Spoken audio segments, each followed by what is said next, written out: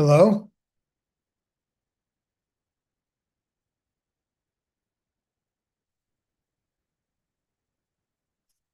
Can anyone hear me? Hello, Prof. Yes, we are hearing you. Good. This is Glenn Pierce calling.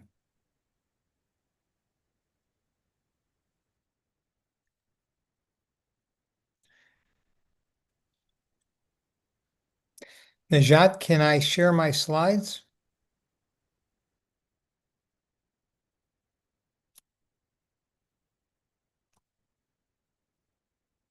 Yes.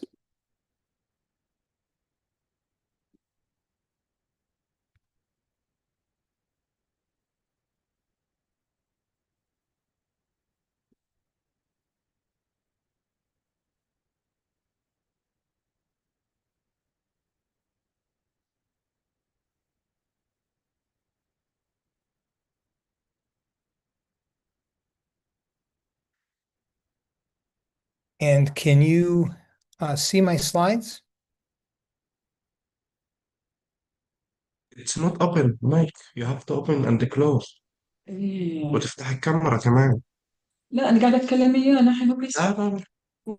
I'm sorry. Can you say again? Can you see the slides? Yes, I can see your slides. Yes, we can see. Okay. هنعمل introduction وبعدين تبدأ.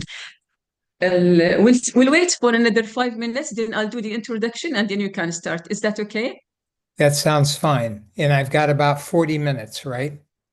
Yes. And will we Thank you take so much. questions at the end of this talk? Yes, we do. Yes. Okay. Thank you so much. You're welcome. زين. الحين هذول Can you see me?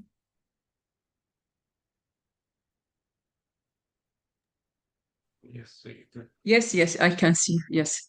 Okay. I can't see with the slides open. So Yeah. I want to make sure everything's working.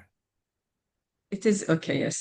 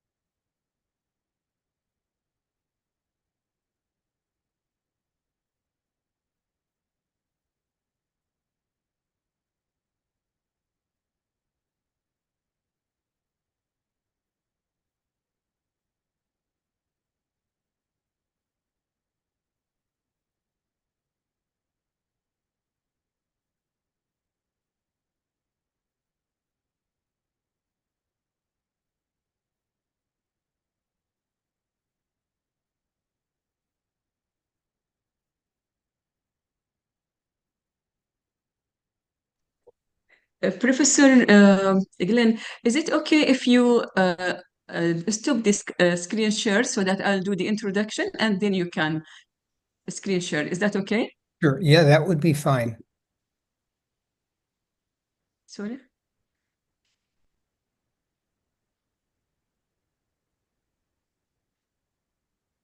Okay. Good afternoon and welcome. Distinguished colleagues,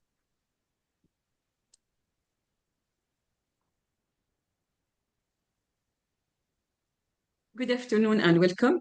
Distinguished colleagues, esteemed guests from around the globe, and dear friends, I'm honored and privileged to welcome you to the 6th International Pediatric Hematology Conference. In the face of unprecedented global challenges, it is truly inspiring that we are gathered here, albeit virtually, to unite our shared passion and commitment to advancing the care the care of children affected by hematological disorder. The landscape of pediatric hematology has transformed remarkably in recent years. Breakthrough discoveries and innovative therapies have reshaped has reshaped our approach and brought hope to many young patients and their families. Yet, despite these advances, significant challenges remain. Our mission is far from complete, and the urgency to improve outcomes and enhance the quality of life for every child with blood disorder has never been greater. This conference represents a unique platform for collaboration among the brightest minds in our field, spanning continents and cultures, from United States and Argentina to Switzerland, Ireland, Bahrain, Kingdom of Saudi Arabia, Qatar, Oman, and United Arab Emirates. Together, we will engage in robust dialogue, share cutting-edge research, and forge partnerships that transcend borders. Our program is rich and comprehensive. We will delve into critical topics, including the latest development in the management of sickle cell disease, highlighting infection control and revolutionary gene editing techniques like CRISPR, as well as thalassemia, hemophilia, hereditary hemorrhagic telangiectasia, thrombosis, congenital platelet disorders, rare bleeding disorders, neutropenia, and neonatal hematology. Additionally, we will explore strategies to harmonize care protocols and enhance early diagnosis across diverse healthcare settings. The promise of gene therapy and CRISPR technology heralds a new era in pediatric hematology, one that could fundamentally alter the prognosis for many children. I eagerly anticipate the insight from our distinguished keynote speakers whose pioneering work exemplifies the spirit of innovation and hope that defines our field. To our international delegates joining us virtually, your participation enriches this conference immeasurably. Your expertise and perspective are vital to fostering a global community dedicated to improving pediatric hematological care. As we embark on these next few days of learning, collaboration, and inspiration, let us recommit ourselves to the noble cause of alleviating suffering and delivering brighter futures for children worldwide. Thank you for your dedication, your presence, and your partnership. Let us make this conference a milestone in the journey towards healing and hope. Now, it's my pleasure to invite our first speaker to the virtual stage. Our first speaker is Dr. Glenn Pierce. Dr. Pierce has more than 35 years of experience in bench to bedside research and development with several public and private biopharmaceutical companies, including Biogen, Bayer, Inspiration, Amgen, Selective Genetics, and Amgen. At Biogen, Dr. Pierce served as Senior Vice President of Hematology Cell and Gene Therapies with overall R&D responsibilities for hemophilia and hemoglobinopathies and led the research and clinical development. Dr.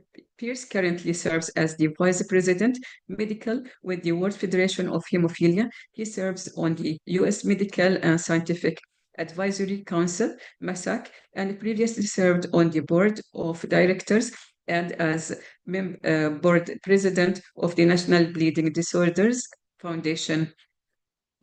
Welcome, Dr. Pierce. Kindly, the stage is yours. Thank you very much, Dr. Najat. I cannot turn my video back on, so someone else. Okay, there we go. And let me get started with sharing some slides.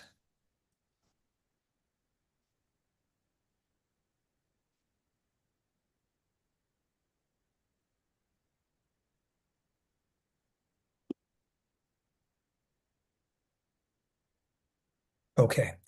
Well, it's a pleasure to be here, and I thank you very much for the invitation. My goal today is to talk about emerging therapies for hemophilia and how they're transforming care. Tomorrow, I'll specifically discuss advances in gene therapy for hemophilia, so I won't include anything on that today. My disclosures, I work for a number of companies in the hemophilia space working on new protein therapies and new gene therapies. So for starters, to just give a little bit of basic background, hemophilia A is an X-linked disorder, and it's due to the deficiency or the dysfunction of factor VIII, depending upon what the mutation is. Severe hemophilia A has a prevalence of about 10 per 100,000 males. And in more recent years, we've identified the fact that females are affected, and 30% of females have factor VIII less than 40%, which does, in fact, give them bleeding sequelae.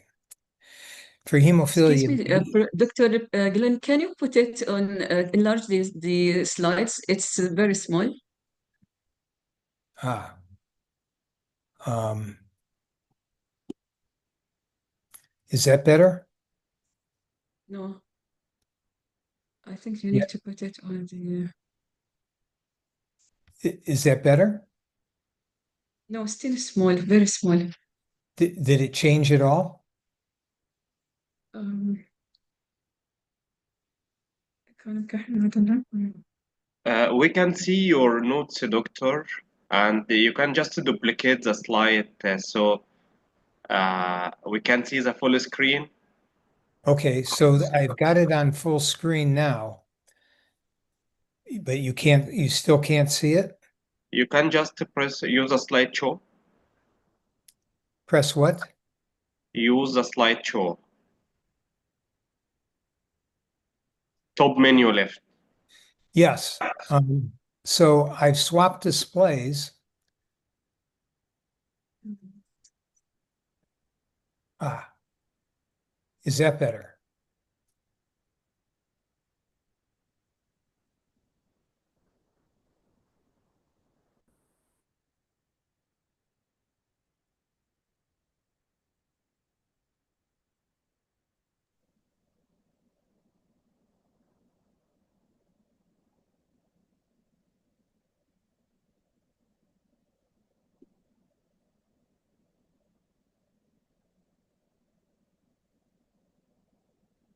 Yeah. Yes, now it's good. Okay, I just hit a bunch of different buttons. Everything's good? Yes, thank you. Okay.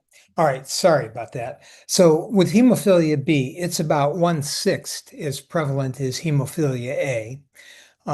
But females are also affected by hemophilia B and do have bleeding sequelae. The notable difference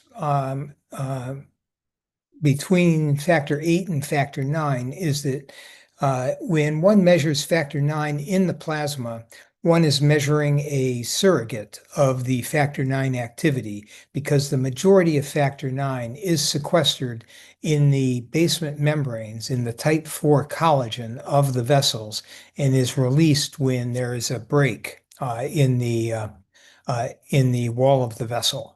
In contrast to factor VIII, which is just largely circulating. So a simple coagulation cascade that offers a window into what I'm going to discuss today. The goal in coagulation, as you all know, is the generation of a thrombin burst, which then leads to fibrin deposition and a stable fibrin clot. And along those lines, there have been a number of points in the pathway for intervention. There are the anti-tissue factor pathway inhibitors that will shut down tissue factor pathway inhibitor and allow tissue factor and factor VII to continue the initiation of coagulation. There's antithrombin, siRNA, small inhibitory RNA, that offers the ability to increase amplification of the thrombin pathway as well as continued propagation of the clot. There's the factor VIII mimetic, which increases amplification. And then there are extended half-life factors, including an ultra extended half-life factor factor VIII that increases amplification. All of this is designed to give us more thrombin to achieve sufficient hemostasis. And so bleeding and its sequelae are the manifestation of the absence or dysfunction of factor VIII and factor IX, and it's most manifest by musculoskeletal bleeding. And in this situation, we have hemarthroses. Those give clinical manifestations, which include swelling, pain, distension, and acute synovitis. That goes on to synovial hypertrophy, which give more permanent inflammatory changes, which then predispose the patient to more hemarthrosis. And so it doesn't take many hemarthroses to produce joint disease. The synovial hypertrophy leads to an increase in cartilage degradation, which eventually leads to an increase in bone degradation. Up through 30 years ago, this was the standard of care, on-demand therapy between the 1960s and the 1990s for patients with hemophilia. And with on-demand therapy, which is the treatment episodically of bleeding, patients are always at risk of bleeding. And this is not the standard of care that has evolved over the past 30 years. Also, over the past actually 60 years, we have developed a more integrated disease management model specifically for hemophilia and bleeding disorders that involves comprehensive care with a lot of these specialties that you see in the circle. What's missing and what has evolved over the last decades is the need for specialized coagulation laboratories and more recently for gynecologic input as well for women who have bleeding disorders. So the treatment for hemophilia has really rapidly evolved in just 60 years. By the 40s, the 1940s, people didn't reach adulthood. By the 60s, cryoprecipitate became available along with plasma-derived products, which drastically reduced mortality. They did, however, lead to hepatitis and HIV, which had significant mortality and morbidity within the bleeding disorders population in a number of countries. The plasma-derived products led to lyophilized products, which were usable for home infusions, which gave more independence to individuals with hemophilia. By the 80s, factor VIII was cloned and was fast-tracked toward development given the impact of HIV and hepatitis. And so by the 90s, we had recombinant factor VIII products, we had recombinant factor IX products, greatly improved safety of all products. And by the 2010s, we had the development of extended half-life products, all designed to decrease the burden of therapy. Today, we have gene therapy approved in a number of countries. Additional factor and non-factor therapies are approved that I'll discuss. So these evolving treatment innovations, it's probably important to mention that there's a real dichotomy. Everything I've just said applies to high-income countries and does not apply to lower-income countries. The lowest income countries really have product available for the treatment of life-threatening bleeds only. And then as we move through the gross national income of low-income countries, there are countries that allow for the treatment of bleeds on demand with fresh frozen plasma, cryo, plasma-derived factor VIII or factor IX, and standard half-life recombinant factor VIII or factor IX. Then we move to low-middle income countries with some prophylaxis, more prophylaxis in upper-middle income and high-income countries, including use of the bispecific factor VIII mimetic, and then high-income countries, which is what I described on the previous slide. So quite a difference depending upon where a person with hemophilia lives. Our treatment goals have also evolved. And at this point, our goals are to move towards zero bleeds in patients over a period of a year. And the patients have the ability to have whatever desired physical activity level they want. Cedric Hermans and I have talked in these last few years about having a hemophilia-free mind, which really implies a decreased burden of therapy and decreased concern or worry about bleeding, and the ability to move more toward the direction of a functional cure, which could be achieved with gene therapy. And a type of functional cure can be achieved with some of these new treatments that provide sustained activity. So those are the tools that we've had in the past, and these are all the tools that we have now at our disposal to try to achieve these treatment goals. I'll go through this in a little more detail, so I won't focus on it now, but suffice to say that between the factor VIII mimetics, as well as rebalancing agents and gene therapy, we're moving closer and closer toward the hemophilia-free mind. I want to point out the guidelines for hemophilia last published in 2020 that really offer 11 chapters that give a full and comprehensive analysis of comprehensive care. And that's accompanied by narrated video by experts who are listed down here in the bibliography for each of the chapters. And so I would encourage you to look at that. Chapters 5 and 6, which are treatment and prophylaxis, are currently undergoing revision as part of what is now being used as a living guidelines model. So not changing the entire guidelines, but only focusing on what needs to be changed because of changes in development and treatment. So these advances in hemophilia therapy have really enabled the directional movement towards zero bleeds, as I've pointed out. We have the factor VIII and factor IX clotting factor concentrates. The standard half-life products cannot get us very far in the direction of zero bleeds. There still are bleeds occurring, breakthrough bleeds that occur. I want to point out that bypassing agents have been around in the case of activated prothrombin complex concentrates since the 1970s and can be of significant value to patients who have inhibitors or neutralizing antibodies to factor VIII. However, these non-factor therapies, such as the factor VIII mimetic, have really overtaken the bypassing agents for the prophylaxis to prevent bleeding in patients with inhibitors, as well as in patients who have hemophilia A and B without inhibitors. So what are the benefits of factor replacement therapy? Well, it does replace what's missing and retains natural regulation. What I mean by that is the factor VIII or factor IX that's administered is broken down by proteases, such as thrombin, in the circulation as needed.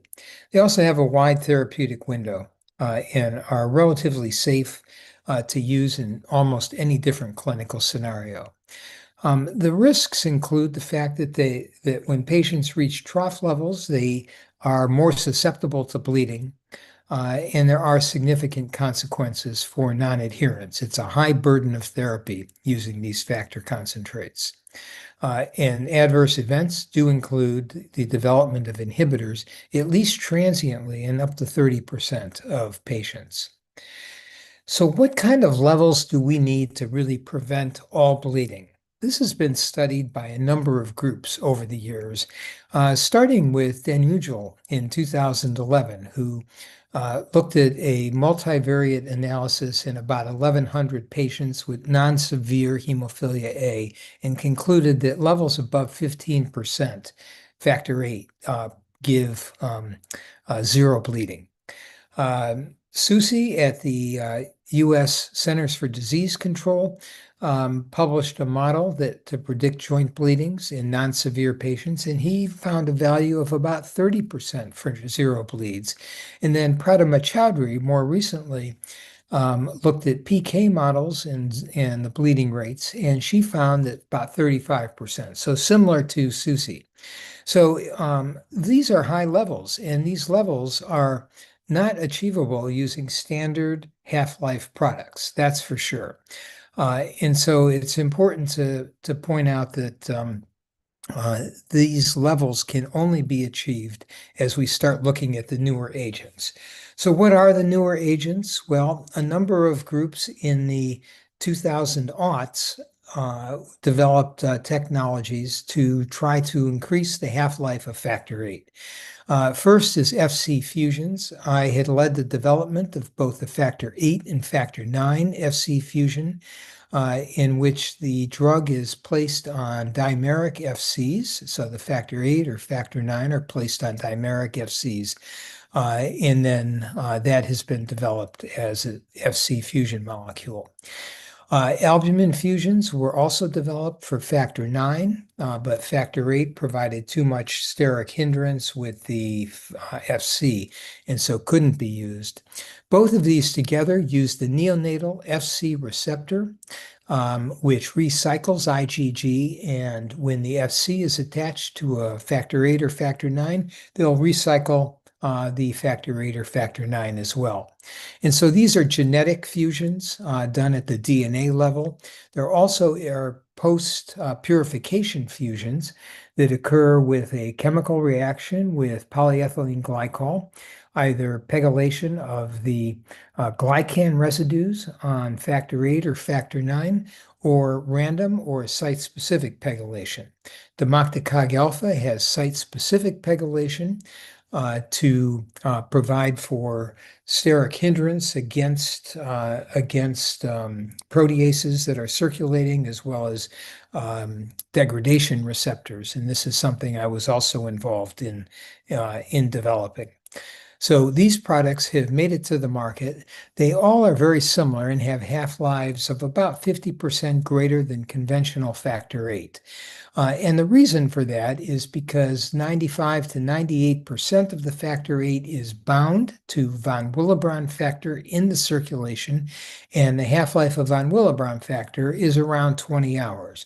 And so as the von Willebrand factor is degraded, it takes the factor VIII with it, and we have a cap on the ability of these technologies to give us any further increases in factor VIII.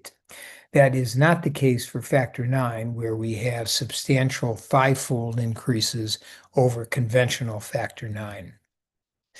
So one way around that is to make factor VIII independent of von Willebrand factor. And I was involved early on in the development of this molecule, and then it was later carried out by a number of other scientists. And so this is basically the factor VIII fusion protein, factor VIII FC here. And then to this molecule, the D prime D3 of von Willebrand factor has been covalently linked at the molecular level to the second FC in this case. And then technology that is maybe superficially described as recombinant polyethylene glycol. It's hydrophilic sequences of natural amino acids that are attached in two places, to the A2 to A3 domain, and then on D3 attaching to the small A2 domain of the factor VIII. And these really provide a water envelope around the factor VIII to prevent degradation. What's the result? The result is a substantial increase in half-life from about 12 hours to 47 hours. And so that provides for, at 4 days, about greater than 40 units per deciliter, or 40% factor VIII at 4 days, and about 15% factor VIII at 7 days. So weekly dosing with very high trough levels. What's the end result of that? The end result is an annualized bleeding rate of under 1. And so this is the first factor product that produces an annualized bleeding rate under 1. All others have bleeding rates of 3, 4, 5, etc. And so it's a major step forward toward that hemophilia-free mind concept that I described. So I want to turn now to the factor VIII mimetic bispecific antibody. The top cartoon here is factor VIII. So I think you're all aware, factor VIII binds to factor IX and factor X together to form the 10-ACE complex, give us activated factor X, which then goes on to give us thrombin and the thrombin burst. This has a half-life of about 12 hours when the factor VIII is administered exogenously. The factor VIII mimetic is a bispecific antibody, one arm binding factor IX, one arm binding factor X, that replicates that function of factor VIII to provide binding and a 10-ACE complex that gives us about a 15% factor VIII equivalency. So it puts patients into a more of a mild hemophilia range. It's not factor VIII, so it's really a factor VIII equivalence that we see here. But given that antibodies have a half-life of about a month, it doesn't give us peaks and troughs. It gives us steady state when it's administered once a week, once every 2 weeks, or once a month. So a major change in the burden of therapy. Benefits are that it can be used in inhibitor patients and really bring inhibitor patients up to the quality of life that hemophilia patients have. In addition, it will give superior bleed protection to standard and even extended half-life factor VIII prophylaxis. There is a ceiling effect for efficacy, as I pointed out. It's about 15%, and it can't really go higher due to the KDs of binding of this to the factor IX and factor X. And we do lose some natural coagulation regulation since this antibody is not degraded by some of the proteases that are in the circulation. So what's the result? Well, the result here is in individuals with hemophilia that do not have inhibitors, hemophilia A decreases the ABR down to 0.8, so less than 1 annualized bleed per year, as you can see here over a period of many weeks. So this is really very similar to efanesoctocog alpha in providing annualized bleed rates well under 1. I want to turn now to factor VIII mimetics that are in clinical development, and there are 3. One is mimate, which is essentially a similar antibody structure to the emicizumab, but is more potent. And you can see a left shift of the curve for thrombin peak height from emicizumab to the mimate, and is giving around a 45% factor VIII equivalence.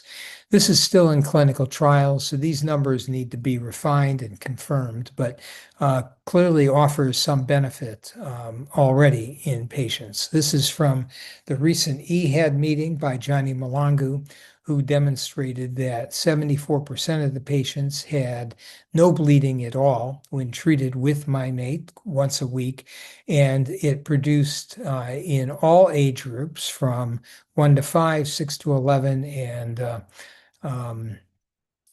total in children about a 0.5 annualized bleeding rate per year. So it's looking very good. It's in phase 3 now, and we should continue to expect more results. The other molecule, factor VIII mimetic, is NXT007, and it is an optimized emicizumab.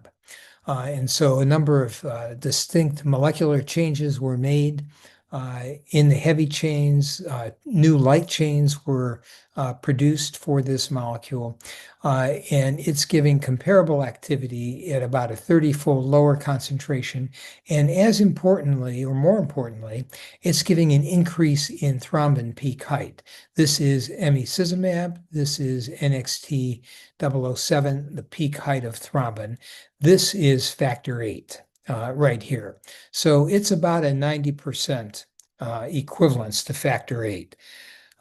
It's still in early clinical trials, so much more needs to be done.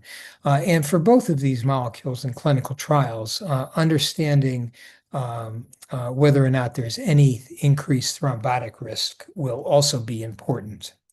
And then more recently, camelid antibodies or nanobodies have been used to attempt to do the same thing, create a factor VIII mimetic. So these camelid antibodies are heavy chain only, and they're only one variable heavy domain, as you can see here.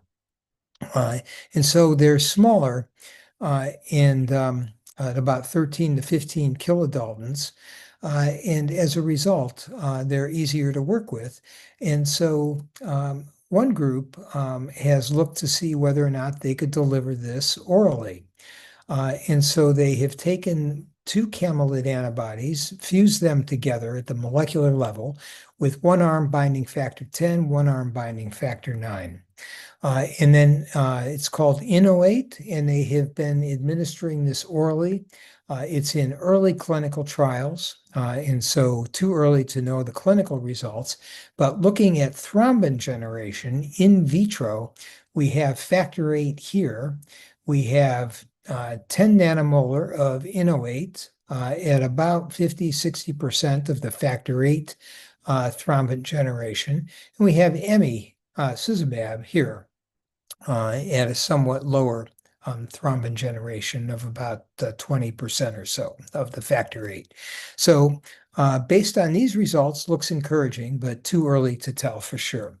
So to summarize the bispecific antibodies, the factor VIII mimetics, they're ideal for prophylaxis, effective in hemophilia A. They provide quality of life equivalence to patients with inhibitors. No peaks and troughs, so 24/7 coverage. Importantly, subcutaneous dosing, no longer intravenous dosing, as is required for all of the factor products.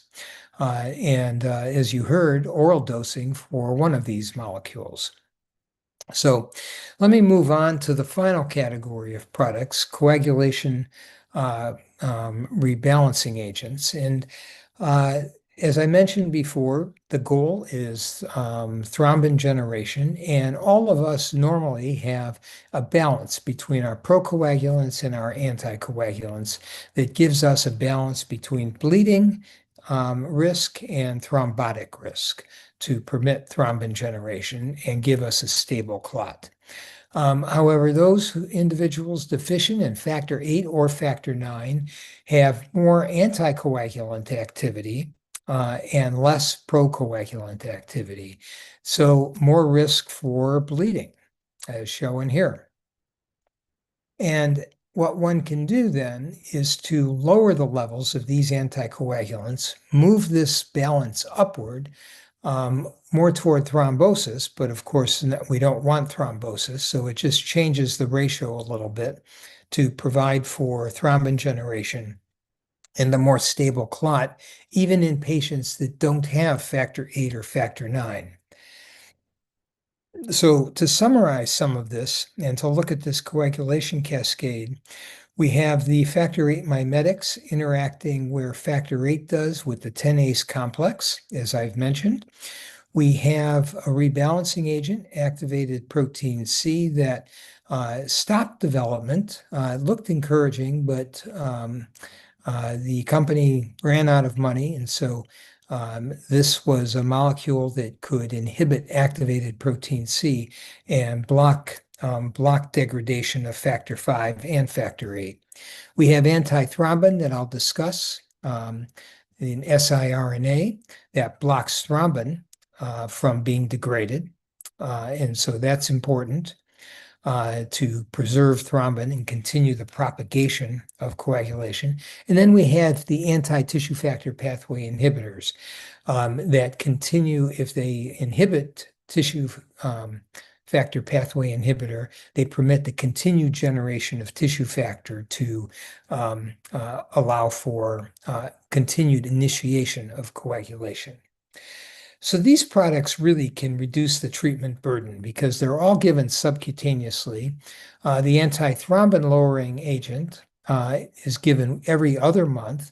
The anti-TFPIs, once is given once a day subcutaneously, the other is once weekly.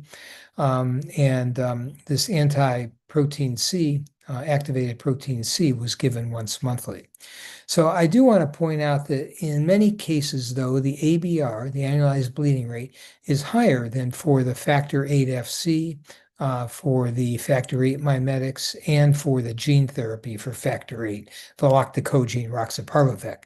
So we have to balance the decreased burden of prophylaxis with increased adherence and improved quality of life with the potential for a little bit more bleeding.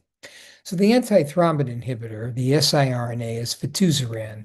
It's an siRNA that's conjugated to GalNAc, which can bind to hepatocytes.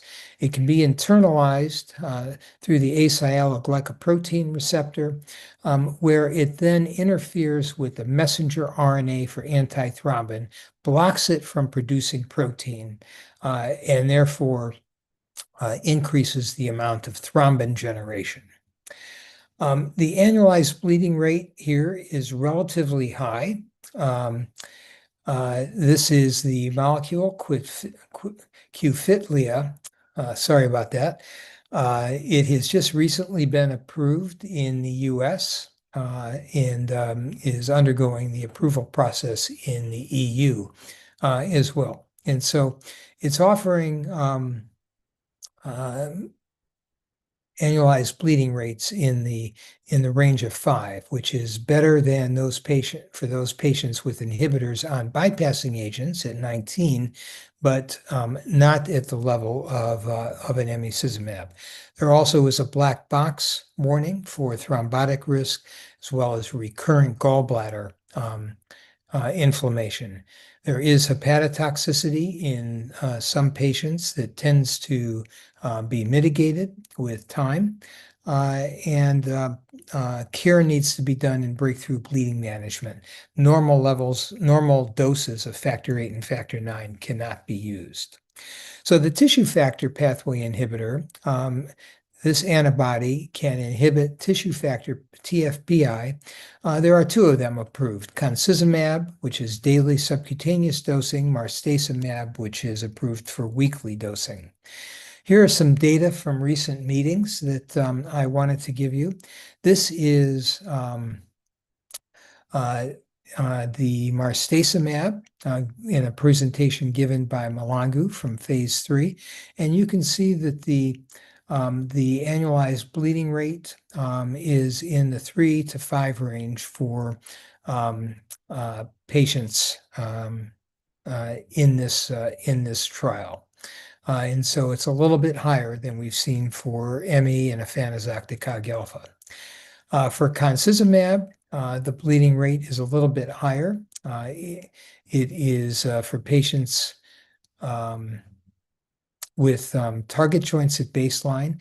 Those that are on-demand therapy is about 11, and then it's down to about 2 for those on prophylaxis. So this appears with daily dosing to give an improved result over marstacimab, but we still need to see additional trials, and we need to see the real-world evidence as these products are introduced to the market.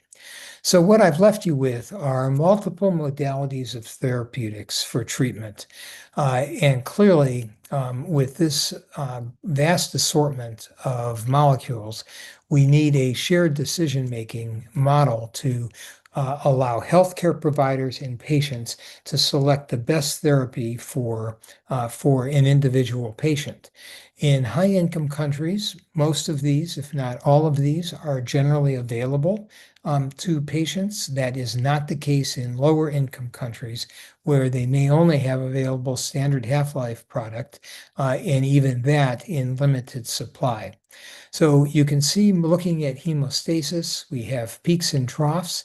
Those are spread out with extended half-life product, more dramatically spread out with the extended half-life factor 9 products and the phanezactic alpha fusion protein that I described. It gives independence from von Willebrand factor binding. The non-factor therapies provide for hemostasis as well at relatively lower levels than the peaks that we can get with the factor products at this point. And I'll discuss gene therapy for Hem A and Hem B tomorrow. So won't go into that anymore at this point. And so, speaking of shared decision-making, the World Federation of Hemophilia did come out with a shared decision-making tool, which is available at sdm.wfh.org.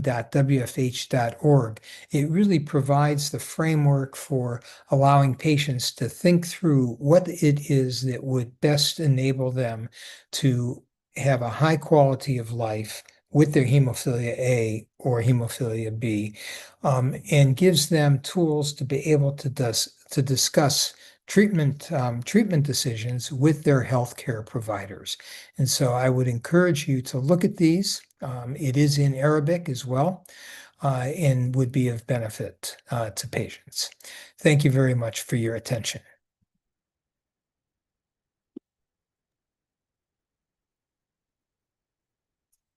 Thank you so much, Dr. Pierce, for the excellent review of hemophilia and the very impressive progress in its treatment. Hemophilics are really lucky because their treatment has progressed over the years tremendously, and their quality life had really improved with the current treatment, like non-factor replacement and extended half-life, and definitely with gene therapy.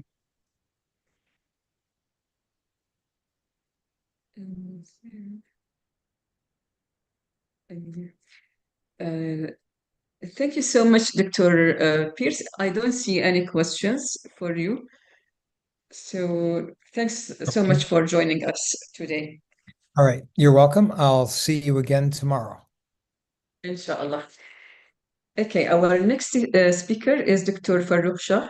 Dr. Farooq Shah is a distinguished hematologist who joined Berger Hospital in Dubai as a consultant hematologist May 2025. She has extensive experience in clinical hematology and transfusion medicine, having served as a consultant hematologist at Whittington Hospital, NHS, for 17 years. From 2021 to 2024, Dr. Shah was medical director for transfusion at NSH Blood and Transplant, while maintaining clinical duties as honorary consultant. In recognition of her dedicated work supporting patients with sickle cell disease and thalassemia, she was awarded the Medal of the British Empire in 2023. Welcome, Dr. Shah.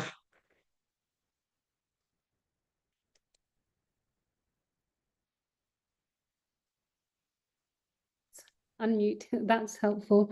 Thank you so much for inviting me. I'm really honored to be able to talk to you about new therapeutic advances in hemoglobinopathy. So this is a lot of slides, and a lot of the stuff is actually really very, very new data.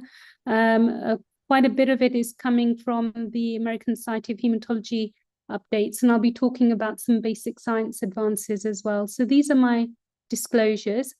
And I am going to be talking about basic science updates, because I think looking at what the pipeline is holding is very promising for the patient populations for both sickle cell and thalassemia. And then I will talk a bit, obviously, about the most hot topics at the moment, which is gene therapy and bone marrow transplantation. And then a little bit at the end about the novel therapeutics that are almost available, or that have been available for a little bit of time, but we've got advanced data on those. So treatment for sickle cell disease and curative therapies and improved management strategies are hugely important in this population, especially for sickle patients. Because if you look here at the survival, there is an absolutely dramatic decline in survival for patients at the peak of their lives between the ages of 35 and 65. So basic science and innovation is, very much a need of the day for our patients living with hemoglobinopathies. So at ASH, there were two very interesting molecules that are being investigated. One is a molecule called AND017.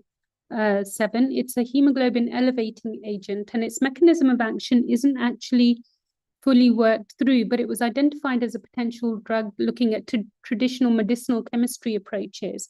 And they've done quite a bit of work on this molecule, looking at the sickle cell towns model. And what it basically does in the sickle cell patients is it promotes glycolysis, enucleation, mitophagy, and terminal differentiation. And in the mice, it actually significantly reduces mitochondrial retention in reticulocytes, allows the red blood cells to be more mature, and it subsequently prolongs the survival of those red blood cells. This molecule's been granted orphan drug status by the FDA. It has already done phase 2 clinical trials in patients with renal anemia with very good efficacy and safety profile in patients who are either dialysis dependent or non-dialysis dependent. So this drug's already had first in human phase 2 studies and things like that done to it. So the ability of this drug to move pretty quickly to a sickle cell clinical trial is potentially really promising. So they also look at this molecule and how it may potentially benefit in the thalassemia mouse model. And this was the data that was presented at ASH this year. And they basically gave 22 thalassemia mice, and they were randomly divided into 4 different groups, group 1 and 2, and group 3 and 4. And they were given different doses. So group 1 was just the placebo, group 2 was 5 milligrams, 3 was 10 milligrams, and group 4 was 15 milligrams per kilogram. And they were daily dosed for 42 days. What you can see here in the thalassemia mouse model across the 4 groups is a significant improvement in the hemoglobin, both at the 5, the 10, and the 15 milligram per kilogram per day dose. And as the mice are receiving the drug for longer, the improvement in hemoglobin is consistent and improving. So very promising. The other thing that they looked at in the mouse model was the number of red blood cells, which obviously as the hemoglobin improved, the red cells, the amount of red blood cells produced also increased, as did the hematocrit. But very interestingly, the microscopic examination of the blood smears showed significant improvement in the red cell morphology across all of the treatment doses. And this is actually really promising, because what you're expecting to see is better red cell morphology and therefore better red cell survival. The mice also had increase in their body weight, and morphological improvements all suggest that this may actually also be a very useful therapeutic intervention in patients with thalassemia as well. The other molecule that I thought was very interesting is a molecule called IMA001, and this is a molecule that's actually being investigated in sickle cell disease at the moment. And this was abstract number 171. This molecule is actually a nucleotide which is involved in coenzyme mechanisms which are central to cellular metabolism. And it's been shown to show efficacy in improving anemia and hemolysis-related markers with a pretty good safety profile. So what has been done in this study is that they gave the Towns sickle cell mouse model again. We like using the Towns mouse model. And basically they divided the mice into 3 cohorts as well as a placebo cohort. So the first cohort received the IMA001 for 14 days, and cohort 2 and 3 received it for 28 days. And what they did was they collected blood on day 0, 5, 10, and 15 for cohort 1 to see what the effect was, and on day 29 for cohort 2, and day 21, 22, going up to 29 for cohort 3. And they were looking at different parameters across all of the 3 cohorts of mice. They also looked at a red cell ex vivo sickling assay in a hypoxic environment, and they looked at fetal hemoglobin production for both cohorts 1 and 2, along with routine hematological parameters. And they killed the mice in cohort 1 and 2 and actually measured and weighed the spleens in those mice. So the take home from this is that the red cells in cohort 1 showed significant reduction in sickling at different time points, but in comparison to baseline, there was a 72% reduction at day 5 in the number of sickled red cells when they were exposed to a hypoxic environment. In the cohort 2 mice, there was a significant increase in the hemoglobin levels of about 1.3 grams versus the placebo, where there was no improvement, and a 23% increase in the red cell count.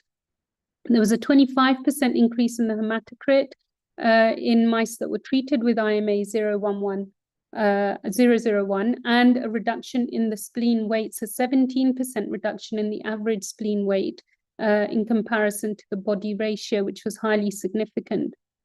In cohorts 2 and 3, where the mice got 28 days treatment, and in cohort 1, where the mice got 14 days treatment, they saw a reduction in cohort 1 of 22% at day 10 and 15 respectively, so 22 and 60% at day 1 and 2 respectively in the number of circulating reticulocytes, which basically tells you that there's less need for reticulocytosis to maintain an adequate hemoglobin.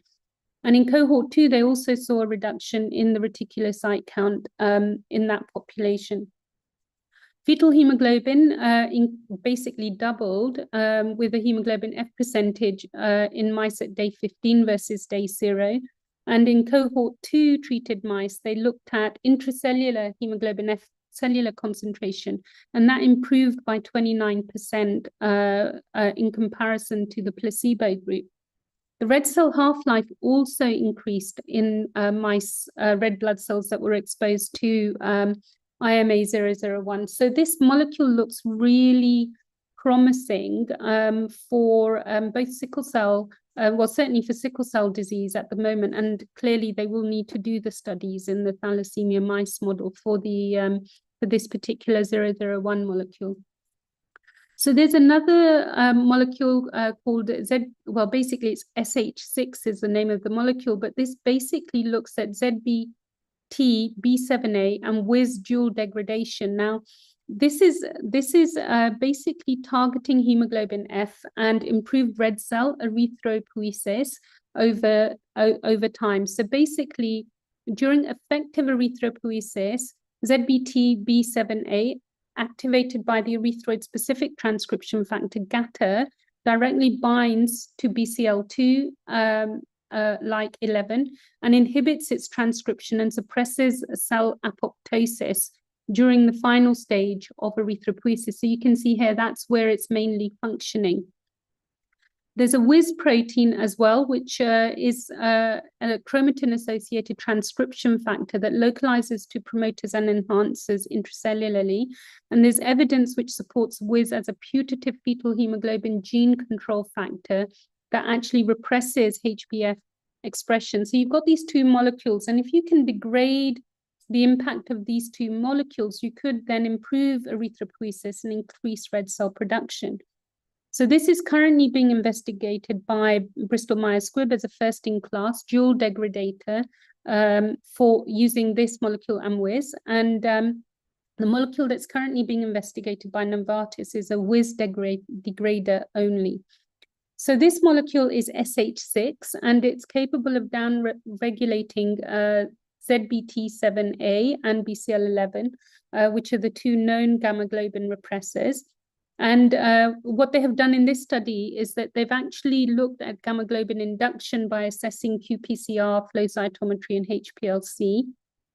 And the results of this are actually really very interesting. So what they've done is they've given this to HDUP2 cells, and then they've compared it to DMSO And the results basically show that in healthy donor CD34 stem cell-derived erythroid cells, SH6 induced significant functional hemoglobin F without affecting differentiation. So it allowed the cells to mature with a higher hemoglobin F. And SH6 also effectively down-regulated and degraded ZBT7A in a proteasome-dependent manner within 24 hours of treatment. They've also looked at whether this has a synergistic effect with decitabine, and there was a 4-fold increase in mRNA expression compared to SH6 alone, and a 9-fold increase compared to decitabine alone. So there's a potential for a synergistic mechanism of action if you co-administer with decitabine. The other very interesting thing is that this is able to reactivate more primitive forms of globin, such as epsilon and zeta hemoglobin. So for sickle, this is interesting because this is looking at luspatercept being used in a sickle mouse model, and basically the Towns mouse model. But we haven't actually used luspatercept in sickle cell disease, and that's because there hasn't been much data available. And interestingly, in this study, in the mice, they've actually looked at combination of luspatercept with hydroxyurea, as well as with epigenetic modulators, tazemetostat and FTX6058, both of which are known to induce hemoglobin F. So the sickle cell mice were treated with luspatercept twice a week for 6 weeks, alone or in combination with hydroxyurea or TZM or FTX6058 at the appropriate doses. And then they looked at hematological, biochemical, and histological parameters to assess the effect of treatment.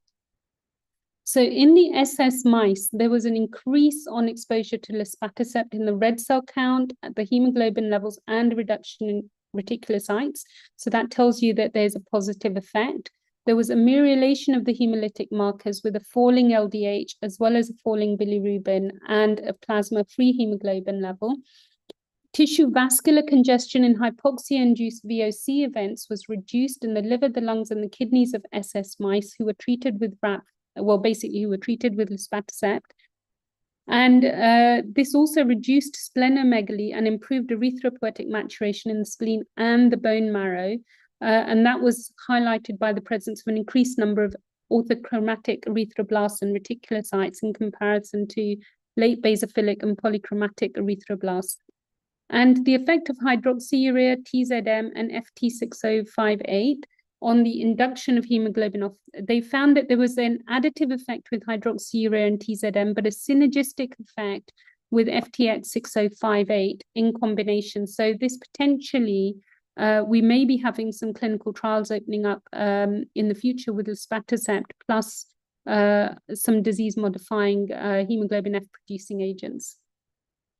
So I'm now going to move on to transplant. And the interesting thing in the transplant field is that one of our biggest challenges is the cytotoxicity and genotoxicity of the chemotherapeutic regimes we're using as part of transplant. So this abstract I thought was very interesting at ASH because it really looked at bone marrow transplant in a rhesus monkey using a non-myeloablative gene therapy conditioning approach. So this is non-genotoxic, and it used a strategy called ESCAPE, which is an antibody paired evasion approach. And essentially they used a CD117C kit as a base editor to retain normal CD117 receptor function, but escape recognition by using a cognate monoclonal antibody that recognized the wild-type CD117 protein, and this was then used in conditioning of the macaque monkey. The escape CD117 edit was then combined with a therapeutic target edit in the gamma globin gene promoter to induce high levels of hemoglobin F. And what the escape approach did is that it enabled elimination of the toxic effects of myeloablative conditioning, provides a selection advantage for edited cells, as the monoclonal antibody doesn't need to be cleared before or following infusion of the edited cells. So in the monkey, what they did was they mobilized CD34 stem cells. They then edited them for CD117 and hemoglobin, and hemoglobin F production of 50% was confirmed in the final cell product. They then, in their test animal, they successfully transplanted the monkey using standard busulfan conditioning, and they got good hemoglobin F production. So they know that the standard busulfan is working. Then they used the escape multiplex edited autologous CD34 approach in 2 additional RH Macau monkeys, and they conditioned them with 10 milligrams per kilogram or 25 milligrams per kilogram of the CD117 monoclonal antibody prior to the transplant. Post-transplant, they gave additional monoclonal antibody treatment to provide a competitive advantage to the edited cells with wild-type CD117 receptor occupancy at about 80 to 90%. The monoclonal antibodies were really well tolerated at both doses. No supportive care was necessary to the animals, and hemoglobin F levels rose to 61% in the periphery as early as 8 weeks post-transplant in one of the primates, and both stabilized at about 85% F cells at week 35. So a slower reconstitution to F production, but non-myeloablative. So this is really potentially promising. So in humans, we have been obviously doing transplantation for quite a while, and the Vanderbilt collaborative cohort have really been working on using low intensity conditioning to make available transplantation for more patients with sickle cell disease. So what they do is they currently condition with thymoglobulin, thiotepa, fludarabine, and cyclophosphamide, and they give TBI. And graft versus host disease prophylaxis is provided with post-transplant cyclophosphamide, MMF, and sirolimus. The Vanderbilt Collaborative has had a total of 80 participants from 7 sites, 45% males. Most of the donors were either siblings or parents or daughters, so a wide range of potential haplo donors. Graft failure was seen in 12.5% of recipients, with 4 primary and 6 secondary graft failures. All the graft failures were in children below the age of 18, and all had autologous reconstitution. And amongst the engrafted participants, 97% were off immunosuppression at the end of a year. And the incidence of grade 3 and 4 acute or chronic GVHD was about 8%, 8.8%. Median follow-up in this cohort is about 1.4 years, and mortality was about 5%. And the Kaplan-Meier survival curve shows no difference by age between less than 18 or above 18. So this is really promising. The impact of post-transplant cyclophosphamide as conditioning to prevent graft failure is really good. And essentially, they've seen event-free survival of 91% at 2 years and overall survival of 95% at the end of 2 years. So the potential for transplantation genuinely becoming available for sickle cell patients has improved dramatically. So this abstract looks at EBMT data over 10 years for transfusion-dependent patients with thalassemia, and looks at pediatric and adult patients who'd received a transplant from 2010 to December 2021, and only first transplants were included in this population. The event-free survival, graft versus host disease was all recorded, and they cover a total of 2,800 transplants. The take home from this, in multivariate analysis, the age of transplant was really important for overall survival, and the donor type was also important for overall survival in severe GVHD. Prior to 2015, there was less benefit, and after 2015, when the conditioning regimes and things had improved, survival clearly improved. And what you can see here is that if patients are transplanted at a young age, they are doing much, much better with better overall survival in this population of patients. So this is very interesting, this study out of China. So basically what they look at is dacilizumab for patients as standard GVHD prophylaxis post-transplant, along with tacrolimus, methotrexate, and MMF. And they retrospectively analyzed the thalassemia major patients who'd had alternative donor stem cell transplant across 3 years.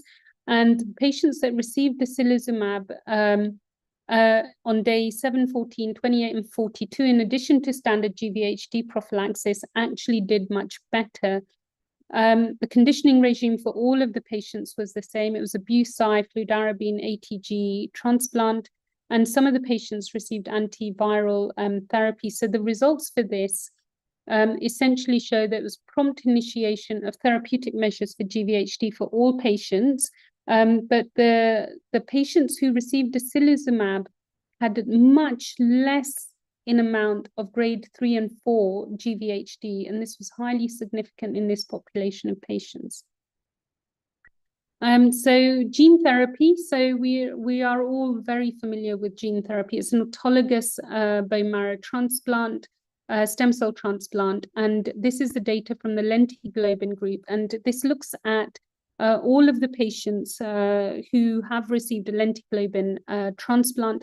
And what you can see in this population is that the patients with sickle cell disease who received T87Q lentiglobin gene therapy are doing extremely well with no VOC events post-transplant in this population of patients.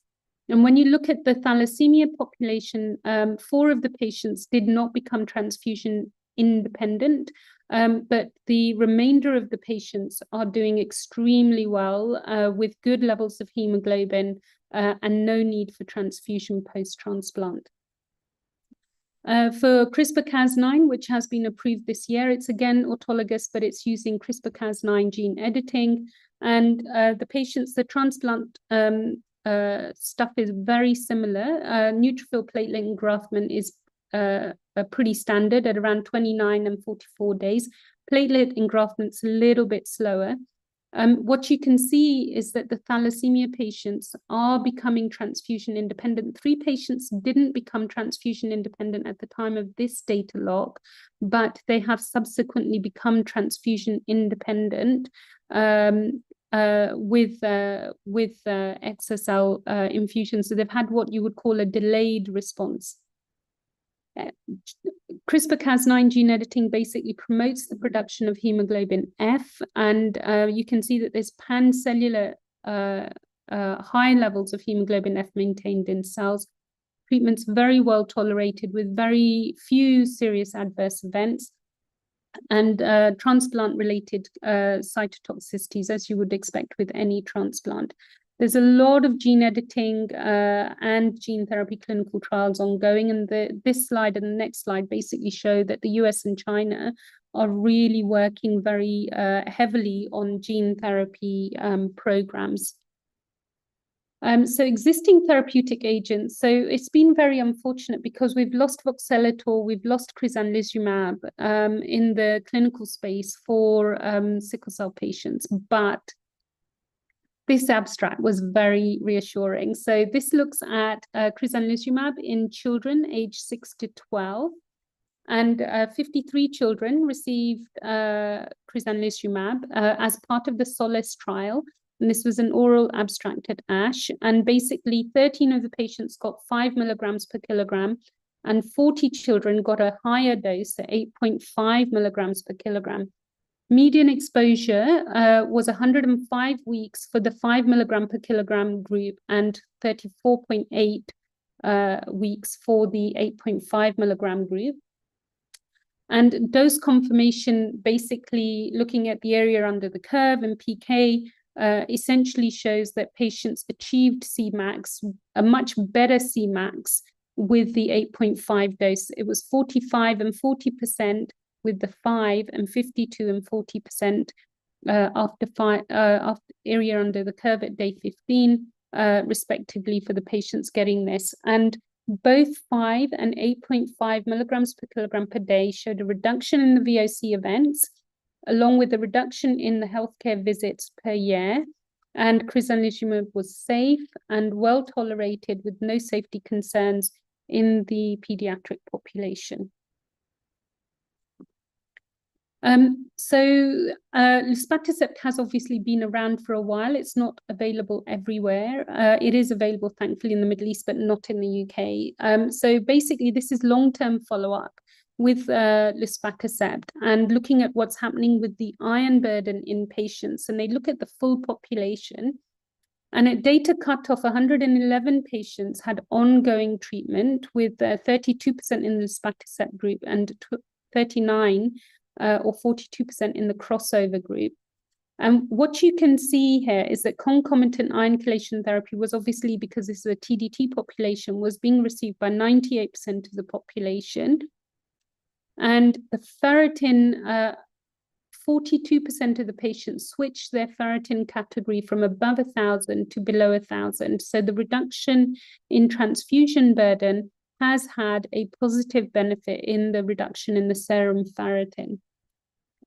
And finally, I'm just going to talk about mitapivat and PK activators, because we've got two molecules that are on the verge of becoming available, hopefully, for patients with thalassemia and sickle cell disease. So PK activators activate PK in the red blood cells, which improves the internal environment of the red blood cell and ameliorates the effect of ineffective erythropoiesis. So with mitapivat, you have the ENERGIZE and the RISE UP studies looking at thalassemia and sickle cell patients respectively. The ENERGIZE and the ENERGIZE-T are looking at transfusion-dependent, non-transfusion-dependent patients. I'm going to just quickly show this data. But basically, the ENERGIZE studies show that there is an improvement in hemoglobin for the vast majority of patients across all parameters. And this is in comparison to placebo. And this data is actually looking at the ENERGIZE not transfused patients. So what you can see is a significant improvement going up to 3 grams in some patients, with the majority of patients having at least a gram rise in their hemoglobin. The FACIT fatigue scores in patients also improve. So the patient's reported outcome of fatigue improves considerably in patients. And the benefit of the PK activators is that these drugs are being used in patients with alpha thalassemia, non-transfusion dependent and transfusion dependent populations. So the ENERGIZE and the ENERGIZE-T have both achieved the primary endpoint, which is a reduction in the transfusion burden. The ENERGIZE-T essentially had a significant proportion of patients, 30% of patients, who responded to the 100 milligrams per kilogram BD dose, with a 50% reduction in transfusion burden in any 12-week period, going through to 48 weeks. So in the RISE UP study, the sickle cell study, again, the same benefit. It's thought that the 2,3-DPD and the increased ATP will help modulate the sickling that we see in patients. And the RISE UP study is, again, looking at 50, 100 milligrams in comparison to placebo for patients with sickle cell disease. The results are, again, extremely good, with patients having a good response with the mitapivat dose in comparison to placebo. The study is still ongoing. And then there's etavopivat, which is part of the hibiscus clinical trial. And this is data which was again presented as an oral abstract, number 179 at ASH in December. And it looks at data going up to week 52. And this is, again, a pyruvate kinase activator, decreases 2,3-DPG levels, increases ATP levels in red blood cells. This study is looking at patients with sickle cell disease and reduction of hemolysis markers, and is a phase 2/3 randomized placebo-controlled clinical trial. So they took patients between the ages of 12 to 65 and with a hemoglobin level of between 5 and 10.5, and patients were randomized 1:1:1 with etavopivat 200 milligrams, 400 milligrams, or placebo. And 54 patients had the SS genotype, so the more severe genotype. And the results basically showed that the annualized VOC rates were significantly reduced in comparison to placebo. The VOC rate ratio for etavopivat in comparison to placebo was significantly better. The median time to first vaso-occlusive event was 33.6 weeks for each of the etavopivat groups, and only 16.9 for the placebo group. The hemoglobin improvement was 38% in the 200 milligram group, 25% in the 400 milligram group, and 11% in the placebo group. And hemoglobin response with etapivat was seen as early as 2 weeks and maintained over 52 weeks. So in conclusion, there are real challenges with developing disease-modifying therapy, but we have new drugs coming up from the animal studies. We have new conditioning regimes, which will hopefully help reduce the genotoxicity and myeloablative conditioning that we're needing to currently use for gene therapy transplants, which is all incredibly promising. The two drugs that are going to be out to market, hopefully within the next year, are mitapivat and etapivat. And we're eagerly awaiting those becoming available. I think we have to be cautious because of the problems that we've had with crizanlizumab being withdrawn, voxelotor being withdrawn. But we have to be hopeful that there are going to be treatment strategies for the thalassemia and the sickle cell patients, which will really help improve their quality of life and health outcomes. And promising treatments really are the haploidentical transplants, but as Prof. Pierce said, these treatments are not available for the vast majority of patients, particularly where they reside in the low and middle income countries. And we are really only going to be able to do genuine curative strategies using gene therapy programs in the Western world. Thalidomide hydroxyurea are, basically becoming almost standard of care in Southeast Asia. But we need to get more drugs available for patients. So I just want to say thank you very much. Happy to answer questions.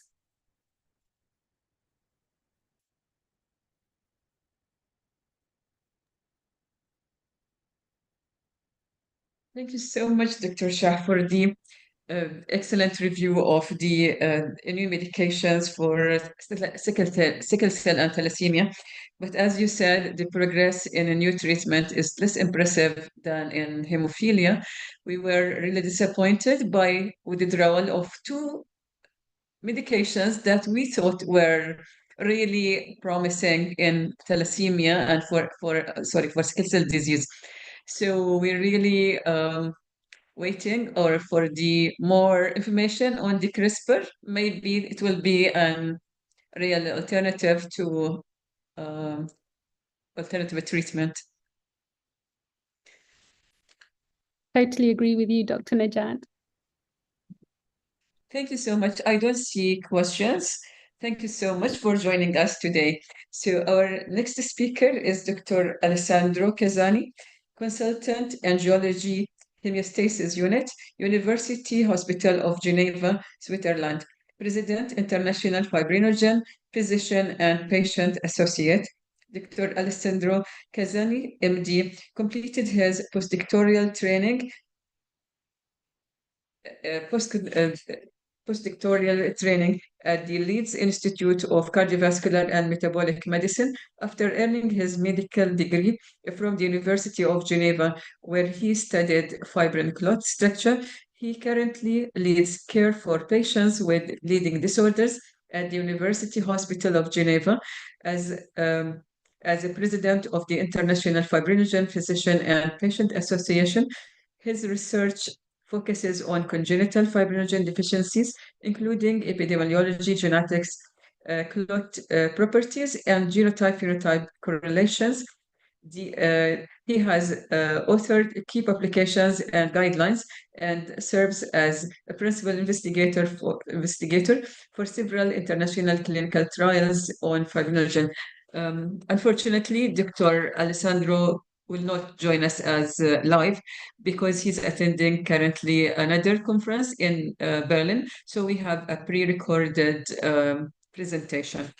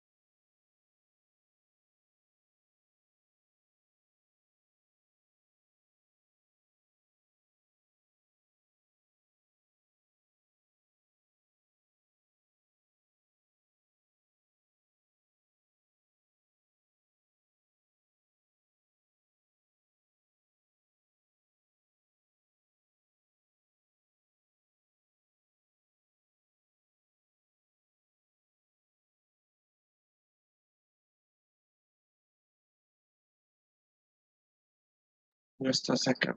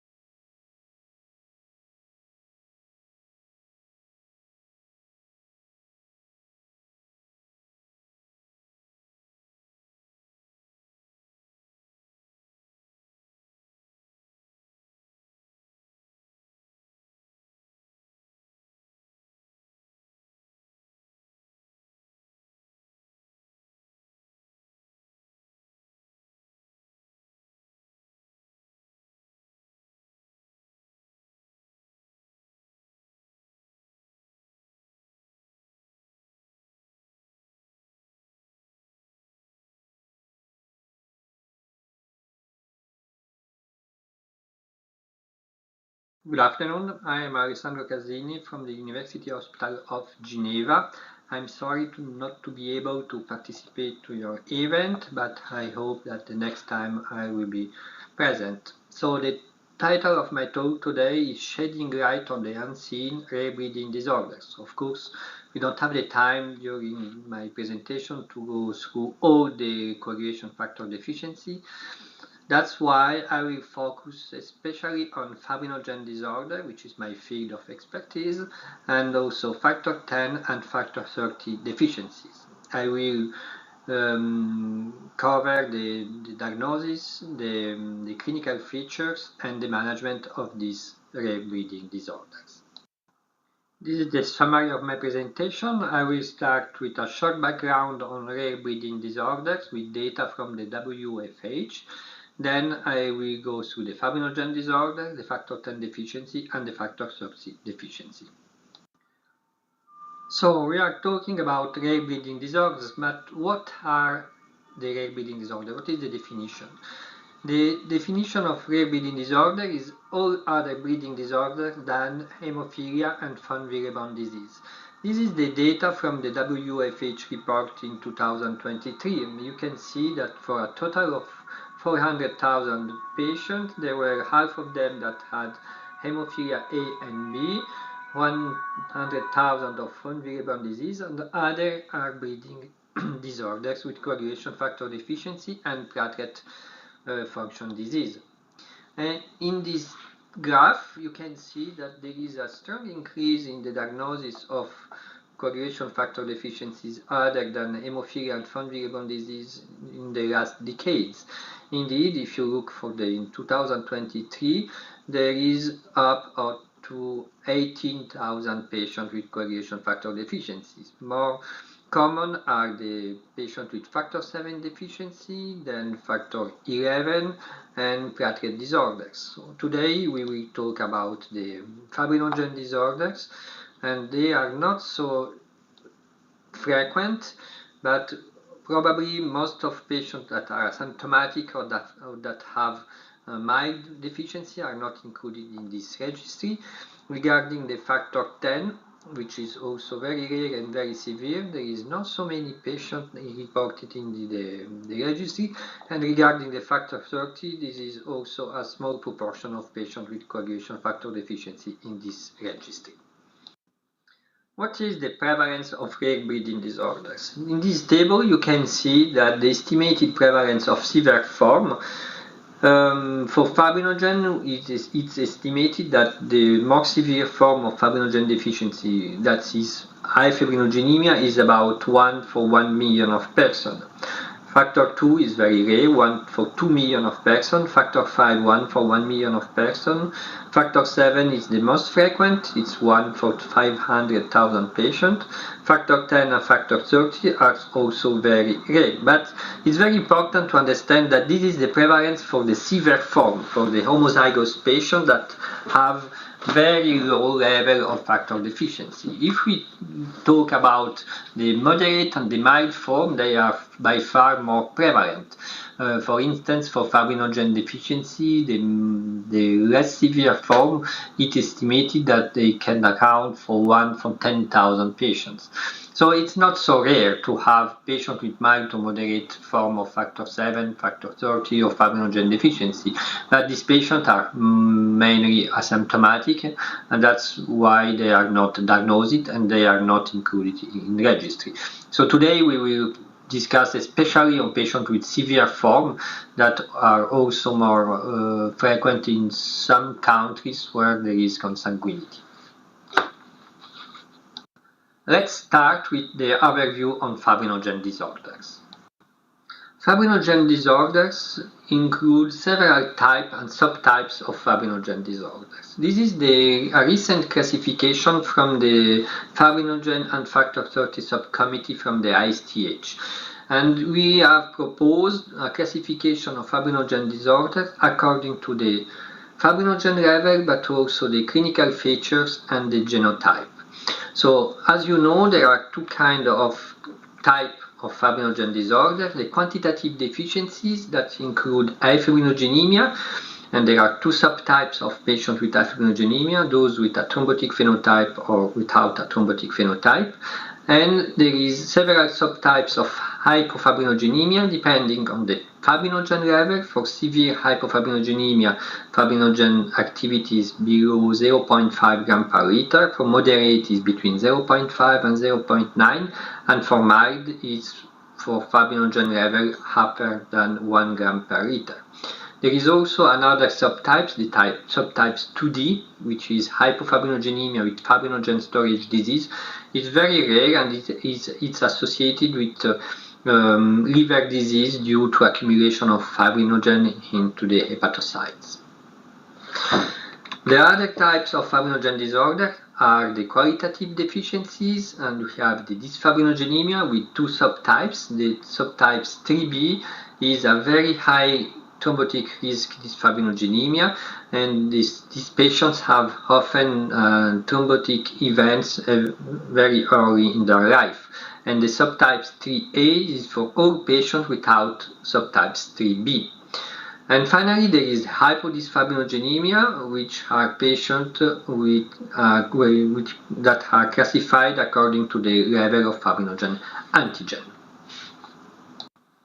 The first question when you are a patient with fibrinogen decreased is, should we suspect an hereditary fibrinogen disorders? Usually we suspect a patient with hereditary fibrinogen disorder following an incidental discovery of low fibrinogen levels, for instance in the blood test before surgery, when a patient is addressed for an unexplained tendency to bleed, because most of patients with fibrinogen disorder have a mild to moderate and in some cases severe bleeding tendency. In case of thrombosis, especially in young and positive familial history without more common thrombophilia, this is the case of some patients with dysfibrinogenemia or severe hypofibrinogenemia or afibrinogenemia. In case of pregnancy morbidity, we will see that fibrinogen is a molecule that is very important during the pregnancy. In case of familial history or the familial screening, of course, and if you don't have causes of acquired fibrinogen disorders, which are by far more frequent than hereditary fibrinogen disorder, for instance, liver disease or drug-associated hypofibrinogenemia.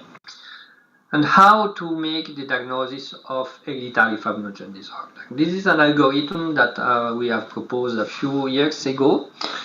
So when you suspect an hereditary fibrinogen disorder based on the personal or the familial history, the first step is the measurement of the prothrombin time, the APTT, and the fibrinogen activity with the Krauss method. It's important to use the Krauss method because other methods of fibrinogen assessment are not enough sensitive for the detection of dysfibrinogenemia. If you have a fibrinogen activity which is below the lower range of reference, you have to measure the fibrinogen antigen. This is very important. This is crucial because if you don't have the fibrinogen antigen, you cannot distinguish between quantitative and qualitative fibrinogen disorders. At the end of the investigation, if the fibrinogen antigen is undetectable and the fibrinogen activity is indetectable, you have to consider afibrinogenemia. If the fibrinogen antigen and the fibrinogen activity is below the lower range of preference, you have to consider hypofibrinogenemia or hypodysfibrinogenemia.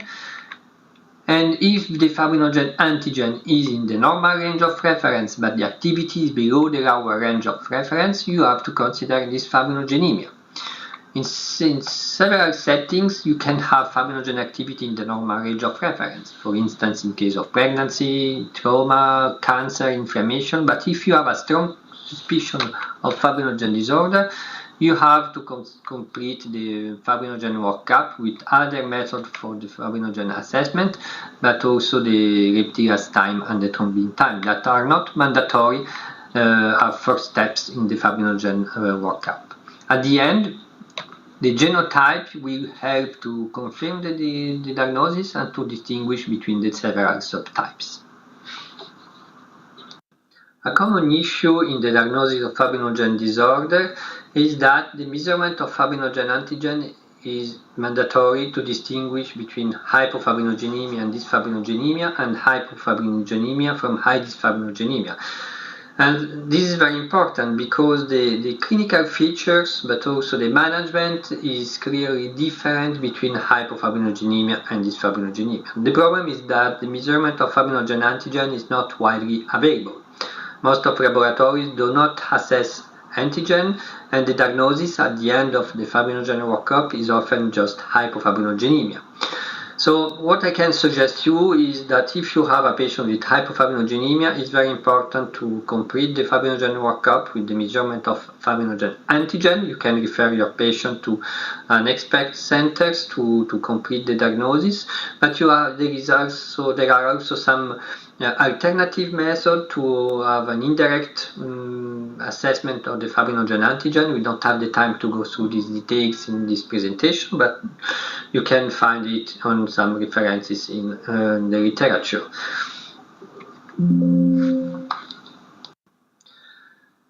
Genotype is very important in the diagnosis of fibrinogen disorder.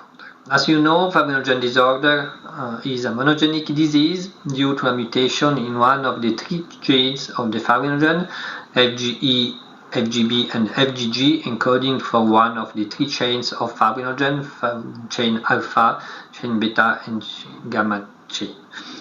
If you have a mutation in the synthesis of the fibrinogen, or if you have a mutation in the assembly of the 3 chains of the fibrinogen, on the alpha, the gamma, or the beta chains, or if you have a mutation affecting the defect in the fibrinogen secretion, you will have a quantitative disorder, afibrinogenemia or hypofibrinogenemia.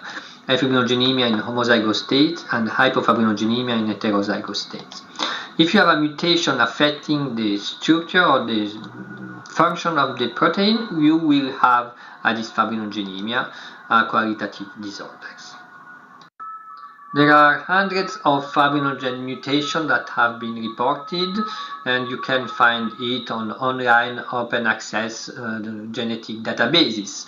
We know that for afibrinogenemia, most of mutations are homozygous and new mutation. The most common are in the FGA and in the FGB genes. There are less mutation leading to afibrinogenemia in the FGG genes. For hypofibrinogenemia, most of patients are heterozygous for missense mutation, especially in the FGB and the FGG genes. And for dysfibrinogenemia, most of patients, at least all patients, are heterozygous for missense mutation, especially in the alpha chains and in the gamma chains. There are some hotspot mutations for the fibrinogen disorders. For instance, for the dysfibrinogenemia, mutation and residue arginine 35 of exon 2 of the FGE, or for the residue arginine 3001 of exon 8 of FGG, that correspond to more than 70% of cases of dysfibrinogenemia. There are also some hotspot mutations for afibrinogenemia and hypofibrinogenemia, for instance, the large 11 KB deletion in the FGE or an intronic mutation in the FGE. There are also some regional clusters, for instance, in Lebanon, India, and Pakistan. It can be useful to know the genetic landscape in specific area to foster the diagnosis and to decrease the number of genetic analyses. So to summarize this part of the genetics in fibrinogen disorder, why genotype is important in fibrinogen disorder? For the confirmation of the diagnosis, to distinguish between afibrinogenemia and severe hypofibrinogenemia, and between dysfibrinogenemia and hypodysfibrinogenemia. Again, it's very important to distinguish between these subtypes of fibrinogen disorder. For instance, to distinguish between afibrinogenemia and severe hypofibrinogenemia, as patients with severe hypofibrinogenemia are still able to increase the fibrinogen level in case of trauma, in case of pregnancy, etc. The genotype is also important to facilitate the family screening and the prenatal diagnosis, and to identify specific subtypes of fibrinogen disorder, for instance, the subtypes 4D in hypofibrinogenemia, with fibrinogen related to liver disease, or the dysfibrinogenemia related thrombotic phenotype. So now, what about the clinical features of fibrinogen disorder? We know that the bleeding risk depends on the fibrinogen level in quantitative hereditary fibrinogen disorders. We have some retrospective data from the Italian groups of Flora Peivandi a few years ago, and more recently in the retrospective result from the ProRBDD project, we have shown that patients with fibrinogen level about 0.8 or 1 gram per liter do not have spontaneous severe bleeding event, and patients that have fibrinogen level below 0.5 gram per liter are at risk of spontaneous severe bleeding episodes. Grade 1 is the patient with a bleeding due to trauma or drugs. Grade 2 is spontaneous minor bleeding, and grade 3 is spontaneous major bleeding.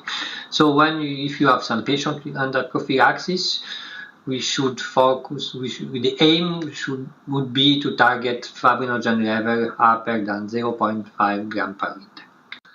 So what are the specific bleeding patterns in patients with high fibrinogenemia? These are the results from an international multicentric study including 204 patients with high fibrinogenemia, including adults and children. You can see here on the left the pattern of bleeding, and the bleeding phenotype was severe in this cohort of patients with a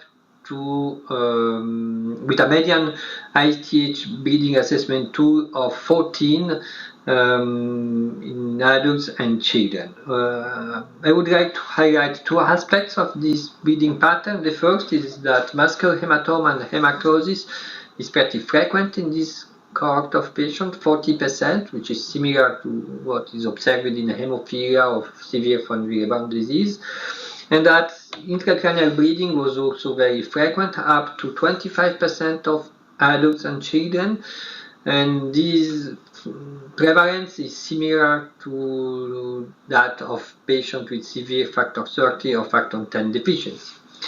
More specifically for the pediatrics is the umbilical bleeding, which is typical for a fibrinogen disorder. It's very important to think about fibrinogenemia in patients with umbilical bleeding. Heavy menstrual bleeding are also very frequent in these women, and ruptured ovarian cysts are also frequently observed, and this can lead to life-threatening bleeding. Other symptoms that are observed in fibrinogenemia is the paradoxical risk of thrombosis.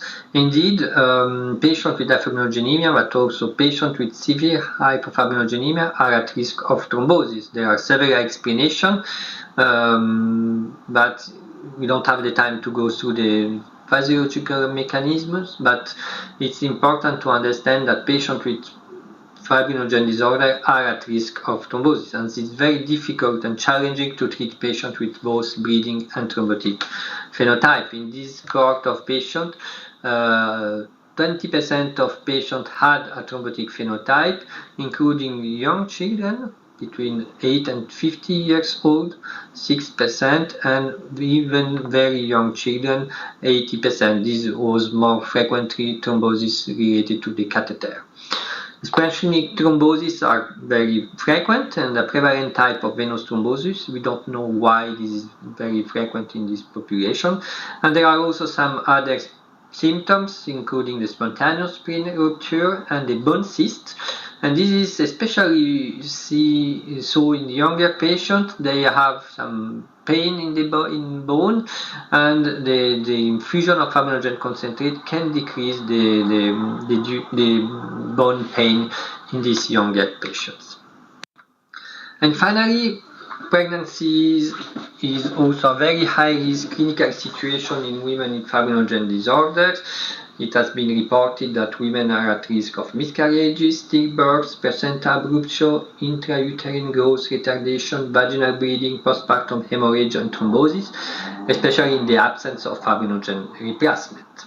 So for fibrinogenemia, it's mandatory to start fibrinogen prophylaxis as soon as possible during the pregnancy. Now a few words on the fibrinogen treatment. There are several sources of fibrinogen. There are fibrinogen concentrate, several brands in US and UK and Europe. I don't know what brand you have, and you don't know if you have fibrinogen concentrate, but it's clear that fibrinogen concentrate is the best option over other sources of fibrinogen such as cryoprecipitate or fresh frozen plasma. The standard posology is between 50 and 75 milligram per kilogram. This is often observed in children. You need higher posology compared to adult patients. You can use this formula to estimate the amount of fibrinogen to be administered, but be careful because the incremental recovery is different according to the fibrinogen concentrate. You have also a formula to estimate the amount of fibrinogen to be administered with cryoprecipitate and fresh frozen plasma, but again, fibrinogen concentrate is the best option for several reasons. The fibrinogen half-life is 80 hours. That means you can administer the fibrinogen concentrate once or twice a week to target the fibrinogen level you want. And now I will summarize the management of acute bleeding and management of surgery in fibrinogen disorders. It's important to note that there is no evidence-based data, and this is only some guidance from expert consensus. So in case of acute bleeding and fibrinogenemia and severe hypofibrinogenemia, for any type of bleeding, you have to give fibrinogen supplementation aiming at peak fibrinogen activity more than 1.5 gram per liter. You can use again fibrinogen concentrate, cryoprecipitate or fresh frozen plasma. And the subsequent doses are based on the clinical evolution and the patient's trough fibrinogen level, aiming at fibrinogen activity more than 0.5 gram per liter. In this fibrinogenemia, in moderate and mild hypofibrinogenemia, in case of acute, major or clinically relevant no major bleeding, you should give the fibrinogen supplementation aiming at peak fibrinogen activity more than 1.5 gram per liter. In case of minor bleeding involving mucosal tracts, you can also use only systemic antifibrinolytic drugs that are also very useful in case of fibrinogenemia or severe hypofibrinogenemia, especially for acute bleeding involving mucosal tracts. Of course, this kind of algorithm should be adapted to and individualized to the patient that can, for instance, have a mild hypofibrinogenemia with a strong bleeding phenotype. And this is some suggestion for the management of surgery. Again, it will be different if you have a patient with fibrinogenemia and severe hypofibrinogenemia compared to a patient with dysfibrinogenemia, moderate and mild hypofibrinogenemia.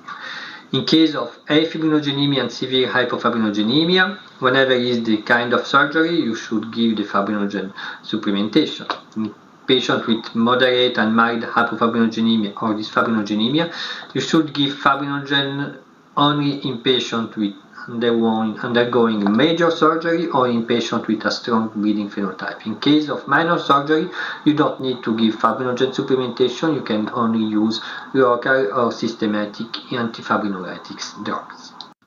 And now in this next 10 minutes, I will make a short overview of factor 10 and factor 30 deficiency, starting with the factor 10 deficiency. And the difference of fibrinogen disorder data on severe factor 10 deficiency are not many. For instance, here we have a review of a few years ago summarizing some of cohort of patients with factor 10 deficiency. You can see that the number are not very high.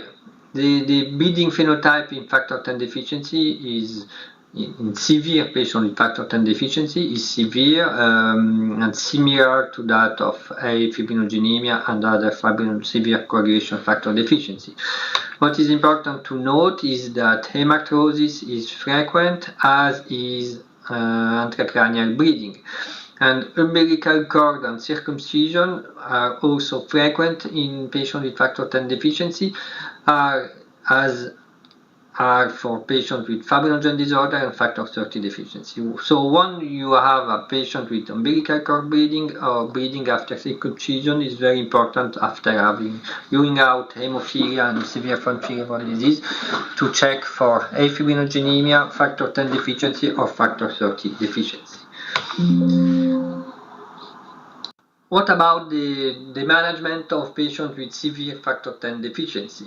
There is a strong correlation between the bleeding phenotype and the factor 10 level. So you can predict the bleeding risk according to the basal factor 10 level. As for fibrinogen, the half-life of factor 10 is higher, between 40 to 60 hours, so you can often administered once or twice a week in patients with prophylaxis.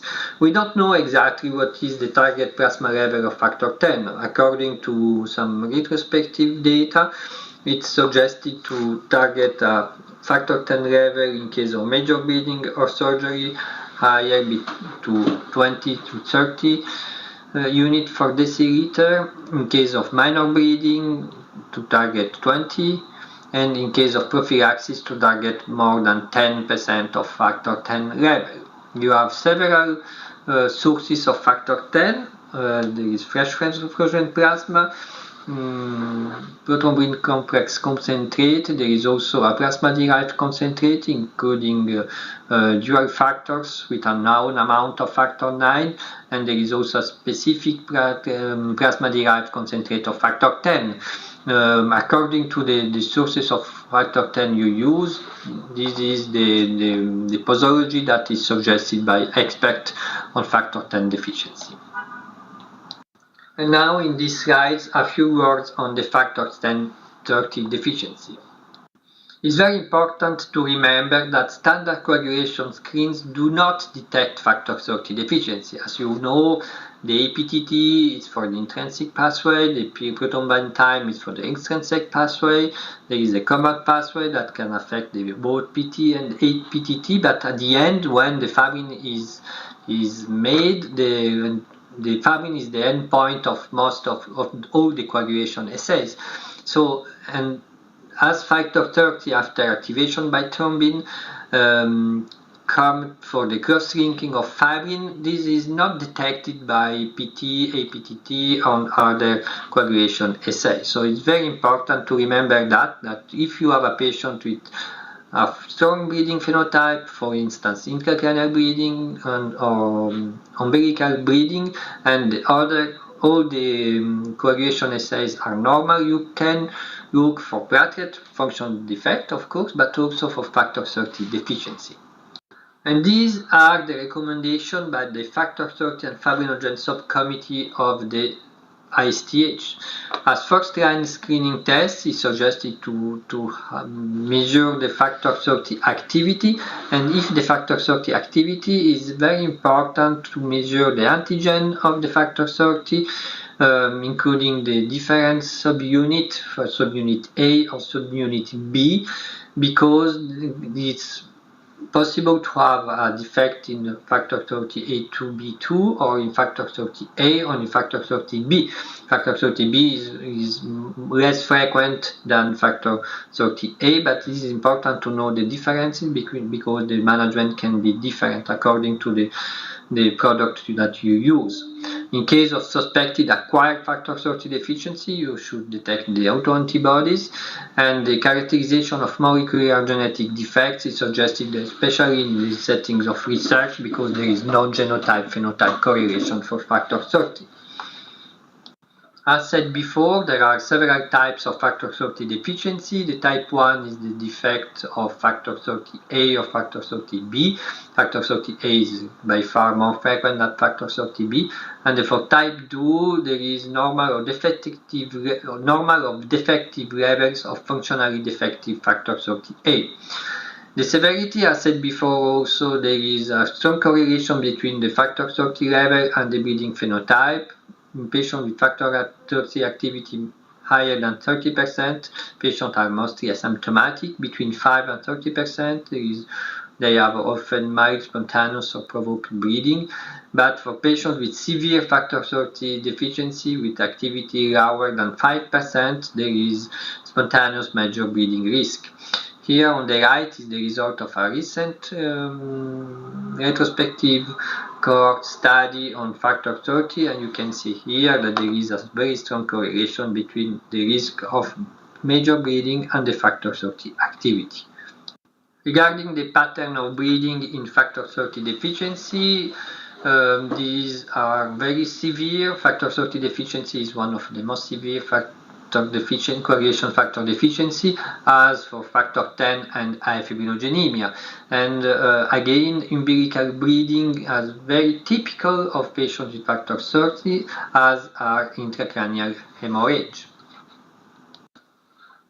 The good news for patients with severe factor 30 deficiency is that factor 30 has a very long half-life, between 10 to 15 days, so one injection per month or every 2-3 weeks is often enough to target a plasma level of factor 30 that would be higher than 30% in case of major bleeding, 30% in case of minor bleeding or surgery, and 10 to 20% in case of prophylaxis.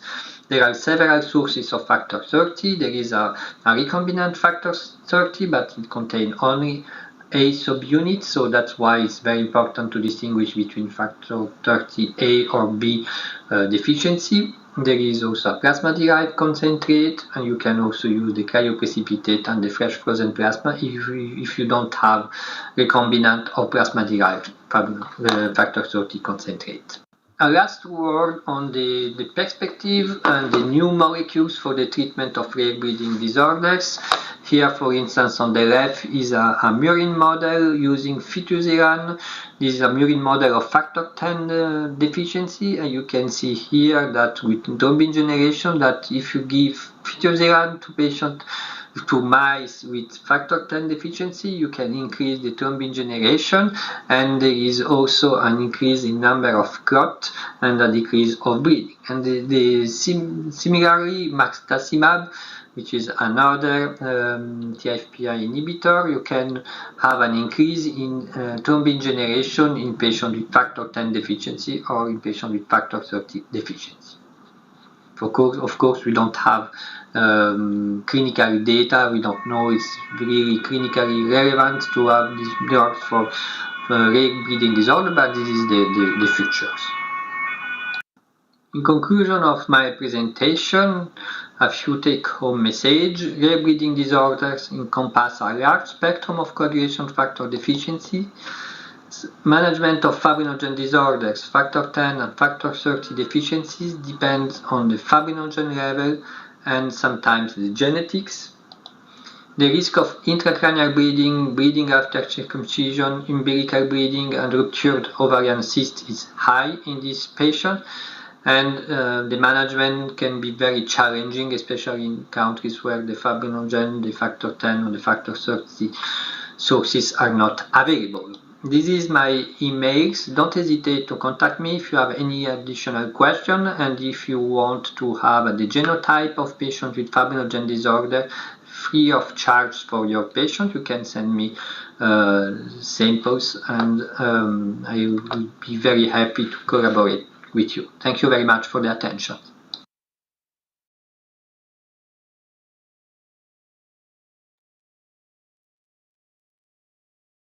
Thank you so much, Dr. Alessandro, for the excellent review of the rare bleeding disorder. And now we move to our next speaker, Dr. Hani Assankari, PGS Blitz Endowed Chair in Hematology Oncology, Massachusetts General Hospital, Associate Professor of Medicine, Harvard Medical School. Dr. Hani Assankari is a leading hematologist and NIH-funded clinical investigator specializing in hemostasis, thrombosis, and hemolytic disorders. He serves as the PGS Blitz Endowed Chair in Hematology Oncology in Massachusetts General Hospital and co-direct its Hereditary Hemorrhagic Telangiectasia HHT Center of Excellence. Dr. Assankari is internationally recognized for his work in developing novel therapies and leads multiple clinical trials focused on HHT, immune thrombocytopenia, and hemolytic anemia. Welcome, Dr. Hani. Thank you so much, Dr. Muzad. Can you hear me well? Yes, I do. All right, so I'm going to share my screen. Please, yes, I do. Can you all see my PowerPoint presentation slides? Yes, we do. All right, perfect. All right, so thank you once again for the very kind invitation to speak at this very important conference. Incredible how many in attendance there are. So it's really my honor and my pleasure to be able to talk to you all about hereditary hemorrhagic telangiectasia, or HHT, and really the advances in therapies in HHT. I'm going to start just by bringing us all up to speed on this rather not so uncommon inherited bleeding disorder, and then we'll talk about where the field has gone in terms of treatment. Here are my disclosures. So I like to highlight the spectrum of inherited bleeding disorders as I see it, and this is how I teach my fellows to think of inherited bleeding disorders, and really how I encourage everyone here to think about inherited bleeding disorders. So you don't forget the vascular structural problems, the vascular bleeding disorders, all right? And so, you know, on one end of the spectrum, we have coagulation factor problems, of which hemophilia is obviously our prototypical disease, 1 in 10,000 people or 1 in 5,000 males, pure coagulation factor deficiency, normal angiogenesis. On the other end of the spectrum, we have HHT, hereditary hemorrhagic telangiectasia. It's actually twice as common as hemophilia, 1 in 5,000 people, no coagulation factor deficiency, but disordered angiogenesis. That obviously leads to bleeding. And patients, they don't know or don't really care what the problem is at the molecular level. They care that they are bleeding. And so obviously, it's really, really important to recognize that from a patient-centered perspective, it's not right, and we really shouldn't be focusing only on coagulation factor problems when we talk about inherited bleeding disorders. Right, in the middle, we have von Willebrand disease. And von Willebrand factor is, of course, a critical coagulation factor, but also critical anti-angiogenic protein, a natural anti-angiogenic protein. And so von Willebrand disease actually is the most common inherited bleeding disorder. It falls right in the middle of this spectrum, and you have both a coagulation factor deficiency and disordered angiogenesis. And of course, we have platelet problems, which are kind of their own spectrum, and not to be forgotten as well. So what is HHT? HHT is sometimes erroneously thought of as, you know, an inherited nosebleed disease. It is so much more than this. It's an inherited progressive multisystem bleeding disorder due to abnormal blood vessel formation. The sine qua non of HHT is recurrent and severe epistaxis, which this is the worst nosebleeds you'll ever see, you know, in human beings in terms of the how bad it can be in patients with HHT. And quite frankly, if it was just a nosebleed disease, it'd still be a terrible disease for many of these patients. But it's more than that. Patients with HHT also not infrequently develop gastrointestinal hemorrhage that can be chronic, that can cause severe anemia. Between all various bleeding manifestations, most of these patients will develop iron deficiency anemia that is chronic and recurrent and requires, you know, regular intravenous iron infusion. And I know I'm speaking to pediatricians, and I know there are some adult docs in the audience as well, but in the pediatric space, most patients with HHT haven't yet developed the severe bleeding. It develops more over the course of life because it's progressive. So different than, for example, hemophilia in that regard. But we still do see, and you can have children with HHT that have significant bleeding, in particular epistaxis and bleeding from arteriovenous malformations.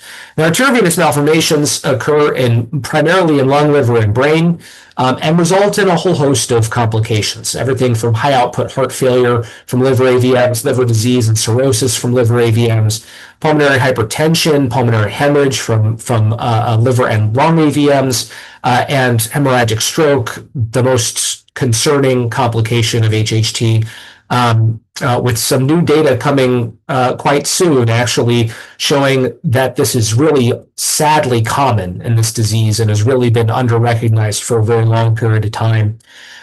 Patients rank bleeding as the most important clinical manifestation by a wide margin, even in spite of many of these systemic complications that are non-bleeding complications of AVMs. So, this is categorized as a bleeding disorder by the US CDC and is appropriately so thought of as a bleeding disorder. And of course, we have no licensed therapies anywhere in the world to treat this disease. So HHT is autosomal dominant. It occurs in all sexes equally, right? So for every man with hemophilia, there's a woman and a man with HHT. And in fact, it appears that despite the fact that there can certainly be severe disease manifestations in men, and it's very, very common, everything is just a little worse in women. The bleeding appears to be a little bit worse. The visceral disease manifestations appear to be a little bit worse. And not surprisingly, given all of the morbidity of this disease, patients have reduced overall survival compared with healthy controls. This is a disease that impacts 1.4 million people worldwide. So the pathologic lesion of HHT is the arteriovenous malformation, or AVM. This is an abnormal connection between artery and vein that bypasses the capillary network. These lesions, when small, are called telangiectasias. Less than 1 millimeter to a few millimeters in diameter, these are referred to as telangiectasias. And these usually occur in skin, GI mucosa, upper aerodigestive tract. And then macro AVMs, or we should say visceral AVMs and CNS AVMs, are generally larger than a few millimeters, and that these are most commonly in lung, liver, and brain. There are some other slight differences at the pathologic level, but from a clinical standpoint, this is how you can think about it.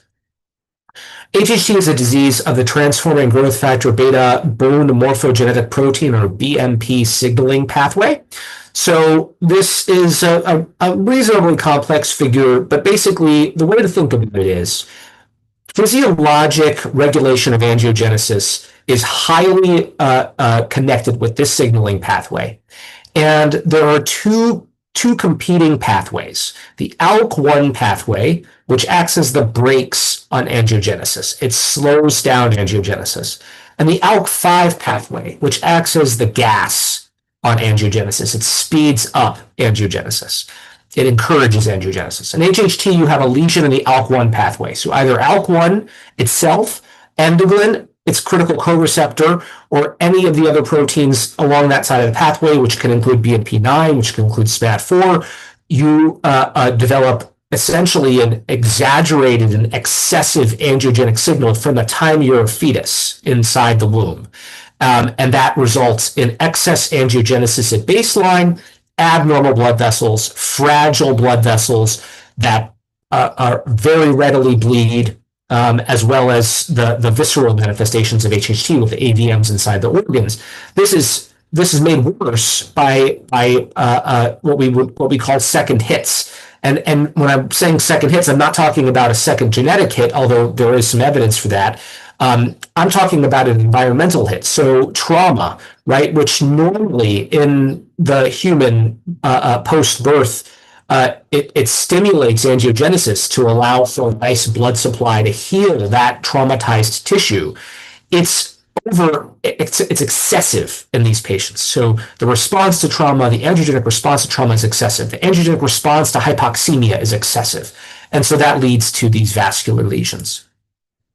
HHT is easily diagnosed in the clinic, in adult patients, I will say.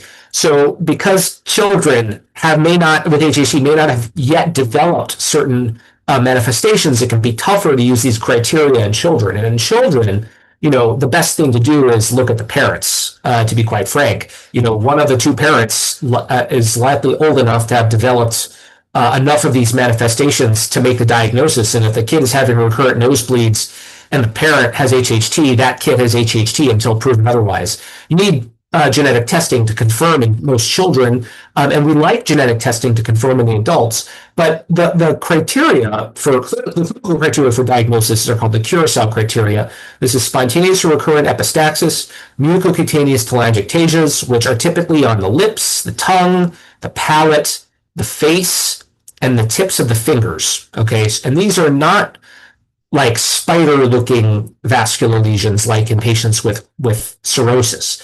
These are small, usually circular or oval, almost, we'll often describe them as moth-eaten. They're not perfectly red, but they tend to be relatively deep red dots with some areas of less pigmentation. And I'll show you some pictures.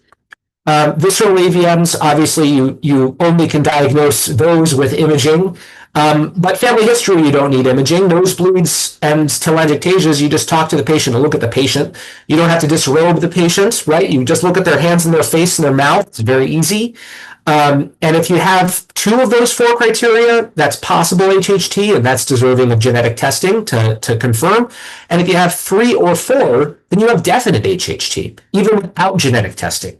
And so ideally, you get genetic testing to confirm, but we need to be doing better about diagnosing this disease, because the average delay in diagnosis from the time they present with very clear HHT-related symptoms is 27 years, which is really, really unacceptable. We know us as hematologists, we need to be doing better.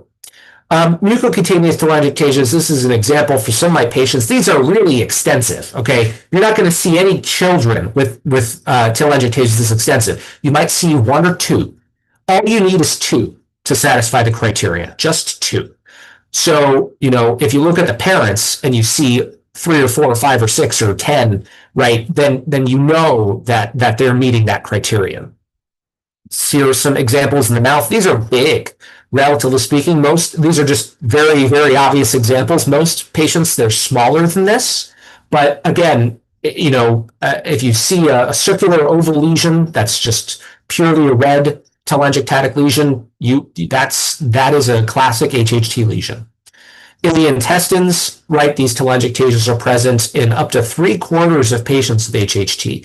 Less common in children, right? We don't typically see this in children. Usually it starts to emerge in middle adulthood, in people in their late 20s, 30s, 40s. That's when we start to see the gastrointestinal telangiectasias emerge and the chronic bleeding. The chronic bleeding happens in 1/3 of all patients with HHT. So about half of the patients that develop these gastrointestinal telangiectasias will have chronic, clinically significant gastrointestinal bleeding. And in the nose, right, if the patient is seen by an otolaryngologist who is astute, they may notice these telangiectasias and say, you probably have HHT, you should see a hematologist. These obviously cause the classic nosebleeds that impact over 95% of patients with the disease. Pulmonary AVMs occur in about half of patients.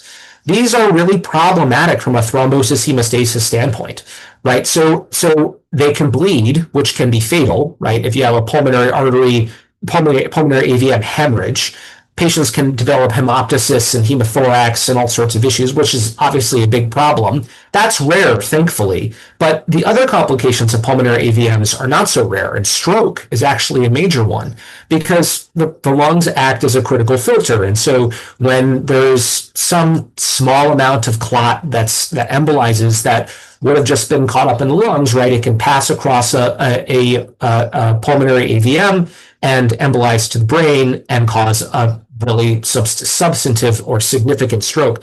That's really not uncommon in patients with HHT over the lifespan. And so it's really important to pick up on these pulmonary AVMs and send the patient to interventional radiology to have them embolized. Other complications that can happen from pulmonary AVMs, deep-seated tissue infections and brain abscess, also as an embolic sort of phenomenon, and very, very common for patients to have migraines if they have pulmonary AVMs. Hepatic AVMs occur in most patients over the course of life. Most of the time, these are clinically silent, thankfully, but when they're not clinically silent, they're really, really problematic, as you can imagine. And about 10 to 20% of patients with pulmonary AVMs with hepatic AVMs will ultimately die as a result of complications from their hepatic AVMs. They'll die from heart failure, and that's a high output heart failure due to massive shunting of blood across the AVM to the heart, or they'll die of liver disease, ischemic cholangiopathy related to the AVMs. The only treatment we have for this right now, aside from somewhat investigational use of anti-angiogenic drugs, is liver transplant. And unfortunately, the AVMs recur in the transplanted liver in many cases. Brain AVMs, These are ticking time bombs, occur in about 15% of patients with HHT, and cause intracranial hemorrhage, which obviously can be fatal or very life-altering, very bad. And we MRI patients with HHT at the time of diagnosis to pick up on these. These are very, very relevant for you as pediatric providers, because these are present most of the time from birth. And so as a congenital aspect of this disease, the earlier the child is screened for the MRI, the less likely they are to have a catastrophic bleed. And it's just so sadly common. I take care of over 500 families with HHT, and it's hard. It's not difficult to find to see a patient who's had at least one or two children in their family die unexpectedly, and ultimately it was picked up as a brain bleed. Telangic cages are fragile. They bleed acutely and chronically. This is causing recurrent severe epistaxis in 50% of children, over 95% of adults. It's common to have multiple nosebleeds daily. It's common in particularly adult patients for the bleeding to last for an hour or longer daily. Sort of, bleeding from your face all the time is a big issue, right? And it's difficult to have a steady job, or to go through a normal life, or to have, a romantic partnership, right? If you're always worried that your nose is going to start gushing blood. And so this results in a lot of psychiatric comorbidity. Almost half of patients with HHT ultimately have a DSM-5 diagnosed psychiatric comorbidity, including depression, anxiety, post-traumatic stress disorder from the epistaxis itself. And I mentioned the gastrointestinal bleeding and iron deficiency anemia, which obviously follows from all of the bleeding in this disease. So patients with HHT, it's almost impossible to give them too much iron. It's very, very easy to undertreat them with iron. And that is probably the cardinal sin that we see in general in HHT management is, people, and for children, right, this is less common because they're not bleeding as much as the adults. But if a child is not maintaining a ferritin of greater than 50 and a transferrin saturation of greater than 20%, if any patient, adult or child, is not maintaining it with oral iron, then they need intravenous iron. Very plain and simple. And the interval of that intravenous iron is patient dependent. They may need it once a year, they may need it once a month. Depends on the patient, right, and how severely they're bleeding. But most of these patients can achieve a normal hemoglobin if adequately and aggressively treated with intravenous iron. I have this slide here. Every country has different IV iron products available, okay? These are the ones that are available in the United States. Likely several of these may or may not be available in your country. Others may be available that are not listed here. But the important thing here is to say, do not give patients with HHT ferric carboxymaltose, okay? Ferric carboxymaltose, or Injectafer, or Ferinject are the brand names for this drug. This causes treatment-emergent hypophosphatemia in most patients who receive it. And that results in problems, and bony problems, in osteomalacia, pseudofractures, and also hypophosphatemia itself, just acute hypophosphatemia, makes the patient feel kind of crummy, right? And can lead to serious complications in and of itself. So, in the United States, I recommend that people use low molecular iron dextran, which gives a lot of iron in one infusion. Ferumoxytol also gives a lot of iron in one infusion. Ferric diisomaltose, or monofer is another name, and that gives the most iron in one infusion. That's quick. Unlike iron dextran, this is only 20 minutes for 1,000 milligrams of iron. I had a couple slides on hypophosphatemia just because this is such a big problem. And ferric carboxymaltose is very, very commonly used in many countries, including in the Gulf. And so I just want to mention this. So, a hypophosphatemia from this drug happens because of a hormone called intact FGF23. And when you give FCM, ferric carboxymaltose or Ferinject, the carbohydrate shell of that iron product causes the levels of intact FGF23 to go up, to It's actually a little more complicated. They're elevated iron deficiency at baseline, and the carbohydrate shell prevents the breakdown, okay? But ultimately, the levels go up dramatically. This is a phosphaturic hormone, okay? We're hematologists. We don't talk about phosphate. We don't talk about intact FGF23, right? But this is something that is critical for us to know because we treat patients with iron deficiency all the time. And so this phosphaturic hormone causes hyperphosphaturia. People lose phosphate in the urine. It also reduces activation of vitamin D. All right. Not great for growing children. None of the stuff is good for growing children. None of the stuff is good for adults. It also is not great for treating iron deficiency, right? So many of the symptoms of hypophosphatemia overlap with the symptoms of iron deficiency anemia. And so the facet fatigue improvement, if you give 1,000 milligrams of FCM versus 1,000 milligrams of any other IV iron product, is only about half. The fatigue only gets half as better because you're giving a bunch of these patients low phosphate and the complications of hyperphosphatemia. And we can see that the difference between the two lines here on the left, the blue is the other product and the orange is the ferric carboxymaltose. That's completely driven by the phosphate reductions in those patients. That the difference between these two lines is shown on the figure on the right. This is what sadly I see in my clinic sometimes when a patient with HHT or any other chronic bleeding problem is given repeat infusions of ferric carboxymaltose over a period of time, causes osteomalacia, so you can't see anything on the x-ray. Patient will be in pain. They won't know they're in pain. They may be wobbling. They may have difficulty walking.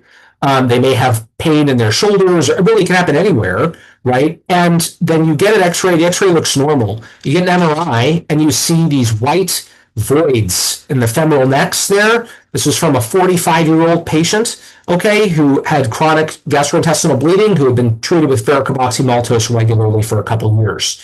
And you see that his femoral necks had completely demineralized. This is osteomalacia. That's the white areas. And those black voids within them, those are pseudo-fractures or insufficiency fractures, completely iatrogenic. You know, the doctors that were giving him the ferric carboxymaltose did this to him, right? So we need to avoid repeat infusions of ferric carboxymaltose for this reason. You can also see it on PET CT scan, which shows here. This is a patient with HHT who was brought in a wheelchair because they had so much pain. And, you know, you can see all of this is a bone scan. All the black areas, except for the bladder, are pseudofractures. All right. And this was from 2 years of receiving monthly FCM infusions. All right. There's a 28-year-old woman without HHT. She had heavy menstrual bleeding. She was just an otherwise healthy woman with heavy menstrual bleeding. She got one course of ferric carboxymaltose. She ended up in the ICU, intubated with a phosphate of 0.6, and was intubated for a couple of weeks, needed all of these Herculean doses of calcitriol and intravenous calcitriol and all of this to try to address her hypophosphatemia. One of the story is best to just not use this drug and don't worry about these complications. The other products do not cause clinically significant hypophosphatemia. Okay, now let's talk about bleeding in HHT. And specifically treating, I should say, treating the bleeding in HHT. So every single patient, there's no reason for them not to be on a nasal moisturization regimen. This is nasal saline gel or saline spray, gentle saline spray, you know, used a couple times a day in the nose, humidifier where the air is quite dry or arid is very important. Is particularly humidifier by the bed at nighttime. This, you know, it helps. It's not going to stop their bleeding, but it will help. We obviously treat iron deficiency and iron deficiency anemia aggressively, as I mentioned. And then, you know, it depends on how the patient presents, right? Most patients with HHT, their bleeding is chronic and quote unquote stable. They have a certain number of nosebleeds a week or a day. They have chronic gastrointestinal bleeding that is ongoing and causes their hemoglobin to drop so much over so much period of time, a gram a week, a gram every 2 weeks, something like this. And those patients, right, you determine their bleeding severity and you proceed with systemic therapy, okay, with medical therapy. If the patient is acute unstable bleeding, you know, they're in the emergency room with a massive, gushing nosebleed, or their hemoglobin is 5 from gastrointestinal bleeding or what have you. Give them a bolus of an IV antifibrinolytic, and they need a procedure. That's where procedures are very appropriately still used routinely. All right. The days of using recurrent procedures to treat these patients, sending them to ENT for a cautery every year, every other year, every few months, that we have abandoned that approach, because we recognize, as I mentioned before, trauma makes telangiectasias. The more tissue injury, the more telangiectasias, the more bleeding, the worse things get for the patient down the line. That's true in the intestines. That's true in the nose. It's true anywhere. And so we really recommend that, bleeding, routine, chronic stable bleeding be managed with as much as possible with systemic medications. For mild to moderate bleeding, and primarily this is what you're going to see in children, right? This is going to be oral antifibrinolytics. It's going to be tranexamic acid. It's going to be epsilon aminocaproic acid, up to 4 grams a day in 2 to 3 divided doses. That's at least in adults. In children, you will get away with using lower doses in the vast majority of cases. For patients that have more moderate to severe bleeding in adults, we reach for anti-angiogenic therapy now. So systemic bevacizumab, immunomodulatory IMiD drugs like thalidomide and pomalidomide, and clinical trials. So in terms of defining bleeding severity, I said mild, moderate, severe. How do you define this? This is all described in detail in a recent How I Treat Bleeding in HHT article published in Blood last year, and it's available open access. Anyone can look at it anytime without any paywalls or anything like that. And I encourage you to do that in getting to the nuances of this. But basically, there are 3 main domains that you assess. Epistaxis severity measurement, which can be done by using Epistaxis Severity Score, or ESS, which is a validated nosebleed score in HHT. That's very easy to do. It's 6 questions, very simple, takes less than a minute in clinical in the clinic, and you just ask the questions of the patient and plug in the answers in the online web form. It's hhtess.com, and you get your answer. Hematologic support requirements, do they require just oral iron to maintain a normal hemoglobin and normal iron stores? Do they require intravenous iron intermittently? Do they require regular intravenous iron or red cell transfusion? Right, this is how we define the severity. And then how much the epistaxis has impacted their life. Are they, depressed from the epistaxis? Do they have an inability to work the full-time job because of their epistaxis? Are they bullied in school horribly because of their nosebleeds? Right. These are things that all factor in. And whenever the patient's most severe, that's their severity of their bleeding. Again, the ESS 10-point scale, very simple, 6 questions. If you forget hhtess.com, you can go to Google and type in HHT nosebleed score, and this will come up as the first thing. So systemic antifibrinolytics have been evaluated in HHT in 2 randomized clinical trials, 1 large, relatively definitive randomized clinical trial. And the reality is, these drugs work. There's no evidence of increased thromboembolism with regular routine use of these drugs, which, I know that's the main thing that people worry about. Can I really give a patient multiple grams of these drugs every single day? And is that safe to do? And all of the data we have suggests that it is. Local ablative therapies and surgical management still have a role in HHT, primarily, right, for acute uncontrolled bleeding. But there is still potentially a bridge role, right, for some of these procedures. For example, you have a patient with atrial fibrillation, they just started on anticoagulation, their nosebleeds just got out of control because you started them on anticoagulation. You're going to start them on an anti-angiogenic drug, but that's not going to work right away. You need a bridge. A nasal cautery is a reasonable bridge. Again, but we want to move away from these patients having dozens of these procedures over the course of their lifespan. Same thing was true for gastrointestinal bleeding. And I will just briefly mention there are a couple more significant surgeries. Septodermoplasty, which is a skin graft to the nose, which is not done very much anymore and is only done by very experienced ENT doctors, and it's not usually successful, and it usually is malodorous and it sloughs off in many cases. Or the nasal closure Young's procedure, which closes the nares so that there's no longer bleeding out of the front of the nose, but the blood still gushes down the back of the throat. And the patient loses essentially their sense of smell and their ability to breathe through their mouth, and their sense of taste is very compromised. So again, people don't like this. We've moved away from this towards medical therapies. So systemic bevacizumab, this is an agent that's approved for patients with cancer, and we repurpose it in HHT. We use lower doses. This is something we do primarily in adults. I don't offer bevacizumab to children at this time because of a lack of data. But if someone is, 17, 18 years old, they're pretty much done growing, and they're essentially an adult, then it is reasonable to think about if their bleeding is really severe. And I do have a small number of young adults like that who are on this drug. And so it's induction, 5 milligram per kilogram every 2 weeks for the first 4 to 6 treatments, and then a maintenance regimen, a 5 milligram per kilogram every month thereafter, and that can be spaced out to every 6 weeks, every 8 weeks, as tolerated by the patient. And I have 3 stars for epistaxis and 4 stars for gastrointestinal bleeding. This drug really appears to work best for GI bleeding, but it can work reasonably well for epistaxis as well. This is potentially anti-angiogenic therapy in general can be very life-changing for these patients. This is a patient who was red cell transfusion dependent, coming in every couple of weeks for 2 units of blood. And you see what happens when we started bevacizumab in her. Her hemoglobin improved markedly, and her need for blood completely dropped off. Hemoglobin normalized, and her need for blood dropped off.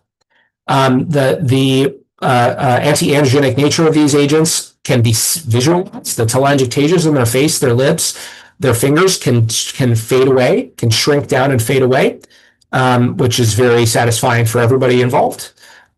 Just to share some data on bevacizumab and HHT, it's the largest study that's been performed and published. This is a large observational study with retrospective data collection done at 12 HHT centers that were all using bevacizumab off-label to treat HHT. And this was 238 patients who at the time of the data cutoff had been receiving Bev for a median of 12 months, and some patients for up to 8 years. And this was population of between 20s to 90s. So ran all of the adult age levels. And you can see that the hemoglobin improved and substantially and maintained a nice improvement for people that continued on Bev. The epistaxis severity score improved by 50% and maintained that improvement. Red cell transfusions dropped off dramatically, and iron infusions dropped off dramatically. And so, side effects, people obviously are concerned about the potential for side effects, and that concern is a very valid concern, and it's why I don't use the drug in pediatrics, because we just don't have enough data in kids, and we need studies in kids with HHT with bad bleeding regarding how this drug is tolerated and has any impact on growth or development. But in adults, as a single agent, it's reasonably well tolerated. Hypertension happens in about 20% of patients, proteinuria in about 10%. These are things we monitor for, can lower the dose. You can use medications to treat hypertension if it arises. Venous thromboembolism is a recognized risk factor of every anti-androgenic drug, essentially, including bevacizumab. And this drug clearly increases VTE risk in patients with metastatic cancer. But as far as we can tell, we don't really see a signal in patients with HHT for a substantive increase in VTE risk on the basis of the data that we have. So moving on to thalidomide, an oral option, an option that is very inexpensive. It's available everywhere. The bottom line is that thalidomide does work to reduce bleeding. It is an anti-angiogenic, anti-proliferative drug. It works to reduce bleeding. It downregulates FGF and basic fibroblast growth factor, another angiogenic hormone. It improves blood vessel wall integrity, but it causes neuropathy. And you have to continue the drug in patients in order to maintain the effect. And almost everybody develops neuropathy eventually. At least that's been our experience in HHT. And that neuropathy is not typically reversible. So we don't like using this drug so much in HHT anymore. And pomalidomide, which is a newer immunomodulatory imide drug without the neuropathy concerns and overall less toxicity, was evaluated in a large NIH-sponsored randomized controlled trial in HHT called PATH-HHT, 11 HHT centers throughout the United States. And this randomized patients 2-to-1 to receive pomalidomide or placebo for 6 months. And the study was, the efficacy was very, very clear. It was actually so clear that the study was stopped at interim analysis for overwhelming efficacy of pomalidomide. Okay, so the Data Safety Monitoring Board, did not feel it was appropriate to continue randomizing patients to placebo, right? So pomalidomide worked very nicely to reduce epistaxis in HHT, and it worked very nicely to improve HHT-specific health-related quality of life, which you can imagine would happen when you're reducing nosebleeds so substantially. Side effects, pomalidomide in HHT is, again, for adult patients. It's pretty well tolerated in younger adults. It's less well tolerated in older adults, which is exactly what we see with patients with multiple myeloma receiving the drug. It's got a pretty reasonable side effect burden in terms of constipation, neutropenia, rash in about a third of patients. The rash is usually very short-lived, very mild, but it's a drug that requires close monitoring, and obviously it's not safe for pregnant women and has to be kept very, very far away from any woman who is pregnant. We did not see a signal for increased VTE in these patients as well. So it's 4 milligrams daily in HHT, which is actually more intensive than in multiple myeloma, where it's 4 milligrams daily for 3 weeks on, 1 week off. In myeloma and HHT, it's 4 weeks on, 0 weeks off. And you have to monitor neutrophil counts. And again, I discuss how to use this drug and how to use bevacizumab and how to use antifibrinolytics in that How I Treat article that I mentioned that's available in Blood. I'm going to finish off just by mentioning a couple of agents that are in development for HHT. Pazopanib, which is a VEGF receptor tyrosine kinase inhibitor that's been available for almost 2 decades now to treat cancer, is being repurposed to treat HHT. This is a swimmer plot. Each patient on this plot is a line, and each dot, a red dot is blood transfusion events, and each blue diamond is an IV iron infusion event. And you can see that patients did quite a bit better after starting on pazopanib. And this was a retrospective study that evaluated 13 transfusion-dependent patients with HHT. And so there's a U.S. multi-center randomized controlled trial that's ongoing right now of pazopanib. And lastly, I'll mention VAD44, which is the very first drug that's being developed specifically to treat HHT. And VAD44 is an AKT inhibitor. AKT is a very important protein in the angiogenic pathway. You can see the ALK1 pathway right here, and you see downstream of the ALK1 pathway is AKT. When you have not inadequate signaling of ALK1, you get reduced activity of P10. And when you get reduced activity of P10, you get out of control AKT signaling, upregulated AKT signaling. So this drug attempts to fix that, okay? And in a randomized, double-blind, placebo-controlled proof of concept study in 6 countries, VAD44 evaluated in 75 patients with HHT and moderate to severe bleeding with one-to-one randomization to 2 different doses of VAD44 and to placebo. And then patients in 2 of the countries could follow into an open label extension period.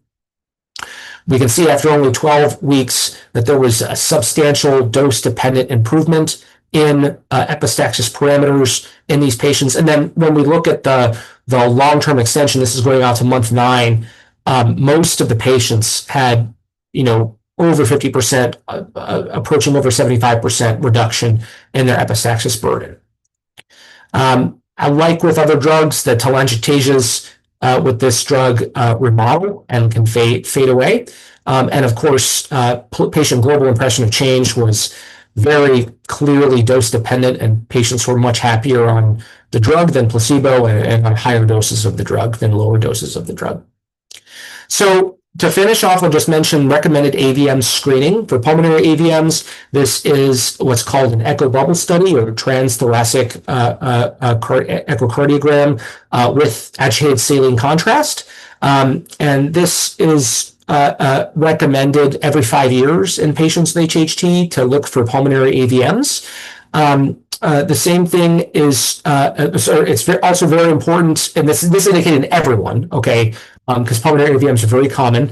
Brain AVMs, every patient indicated to have at least one brain MRI at the time of diagnosis. Sometimes pediatric folks will say, is it really worth sedating the child for an MRI? And my answer is yes. I've just seen too many children die from brain bleeds that could have been prevented had a brain AVM been recognized and intervened on. And so it's definitely worth it, in my view, to sedate the child for their brain MRI. And then hepatic AVMs, it's not something you have to worry about in childhood, but in adulthood, we screen for these with Doppler ultrasounds.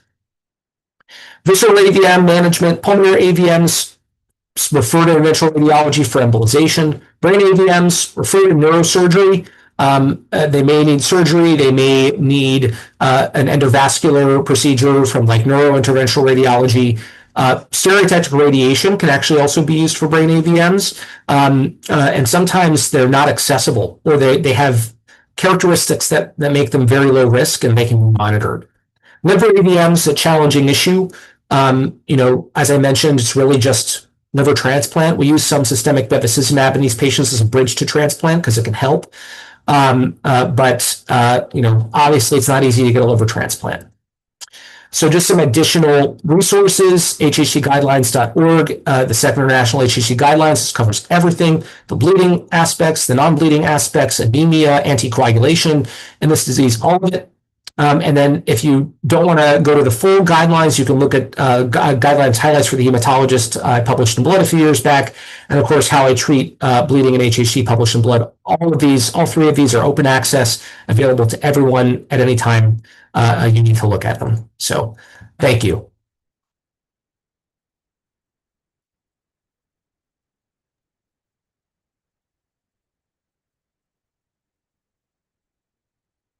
Thank you so much, Dr. Hani, for the excellent review of HHT. It's underdiagnosed disease. We do see cases in pediatrics. We've seen a few cases adolescent, and actually maybe we're smart enough to diagnose the elder sister who was followed by the gastroenterologist, by adult gastroenterologist, by diagnosing the adolescent, diagnosing the adolescent girl, because the adults, they were concentrating just on the GI, and means not looking for the other systems involved. We were looking at the nosebleed and the liver cirrhosis, and this is why we were maybe smarter to diagnose both girls, and then so that was a good thing. Oh, that's great. And to everyone who's attending, and if you think or you feel, I didn't see many HHT patients in my hematology clinic or my bleeding disorders clinic, they're probably being sent to the ENT doctors at your institution. And I would talk to the ENT doctors at your institution, try to partner with them so that those patients start coming to you, because again, the way we treat now is with systemic therapy, and we know that recurrent procedures are bad for these patients. Exactly, because patients, they are seen by other subspecialties rather than hematologists. This is why they are delayed diagnosis, because each subspecialty, they focus just on their own subspecialty, and they don't look for systemic diseases, which is not their subspecialty or their work. Exactly right. So yeah, and the Cure HHT Foundation is now endorsing hematology as medical home, very similar to hemophilia. Those hemophilia treatment centers, patients with hemophilia are primarily taken care of by hematologists, referred to orthopedic surgeons when they need, referred to ENT when they need, and that's the same model that is now being recommended for HHT. So, excellent. Thank you so much, Dr. My Hani. pleasure. Absolutely. Okay, we'll move to the next speaker. Our next speaker is Professor Brandia Mahta. Professor Brenda Mahta is a pediatric specialist and faculty member of the University of California's Department of Pediatrics. She's a member of the Division of Bone Marrow Transplantation and Immune Deficiency. Dr. Mehta earned her MD from GS Medical College and KAM Hospital, Mumbai, India in 1993. She completed her fellowship at Cincinnati Children's Hospital Medical Center in 2005. Welcome, Dr. Mehta. The stage is yours.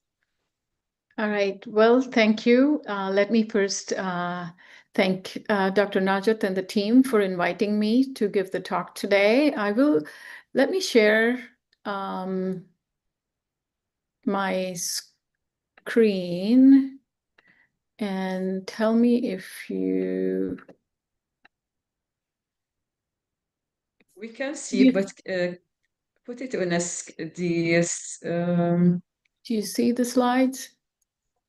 We do see it, but it's small. Maybe you need to enlarge it. Hold on. I will close the presenter mode. I think that's the problem. Let's see.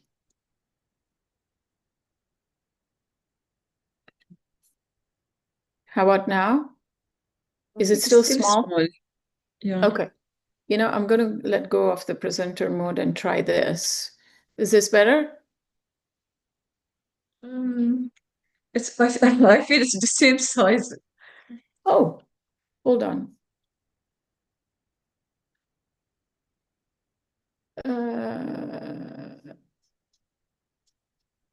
Sorry, I apologize for this.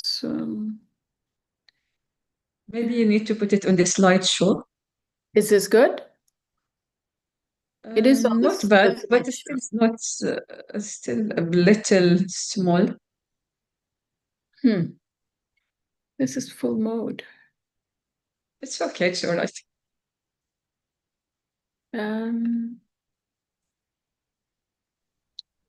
Doctor, you can see the top menu slideshow. View slideshow. How about that? Did that change anything for you? Now I'm in the slideshow. No. No?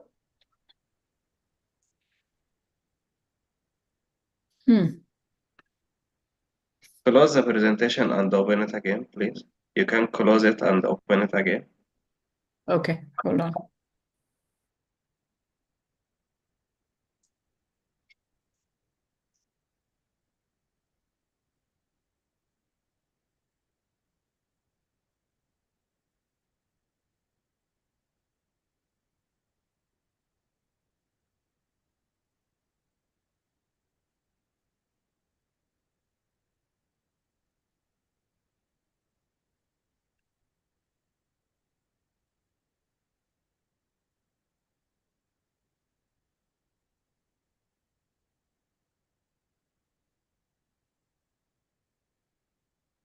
Just a second. It's okay. All right, let me try sharing again. This is the one, share. And now I will go in the slideshow. Play from start, the first option. How about that? Will work?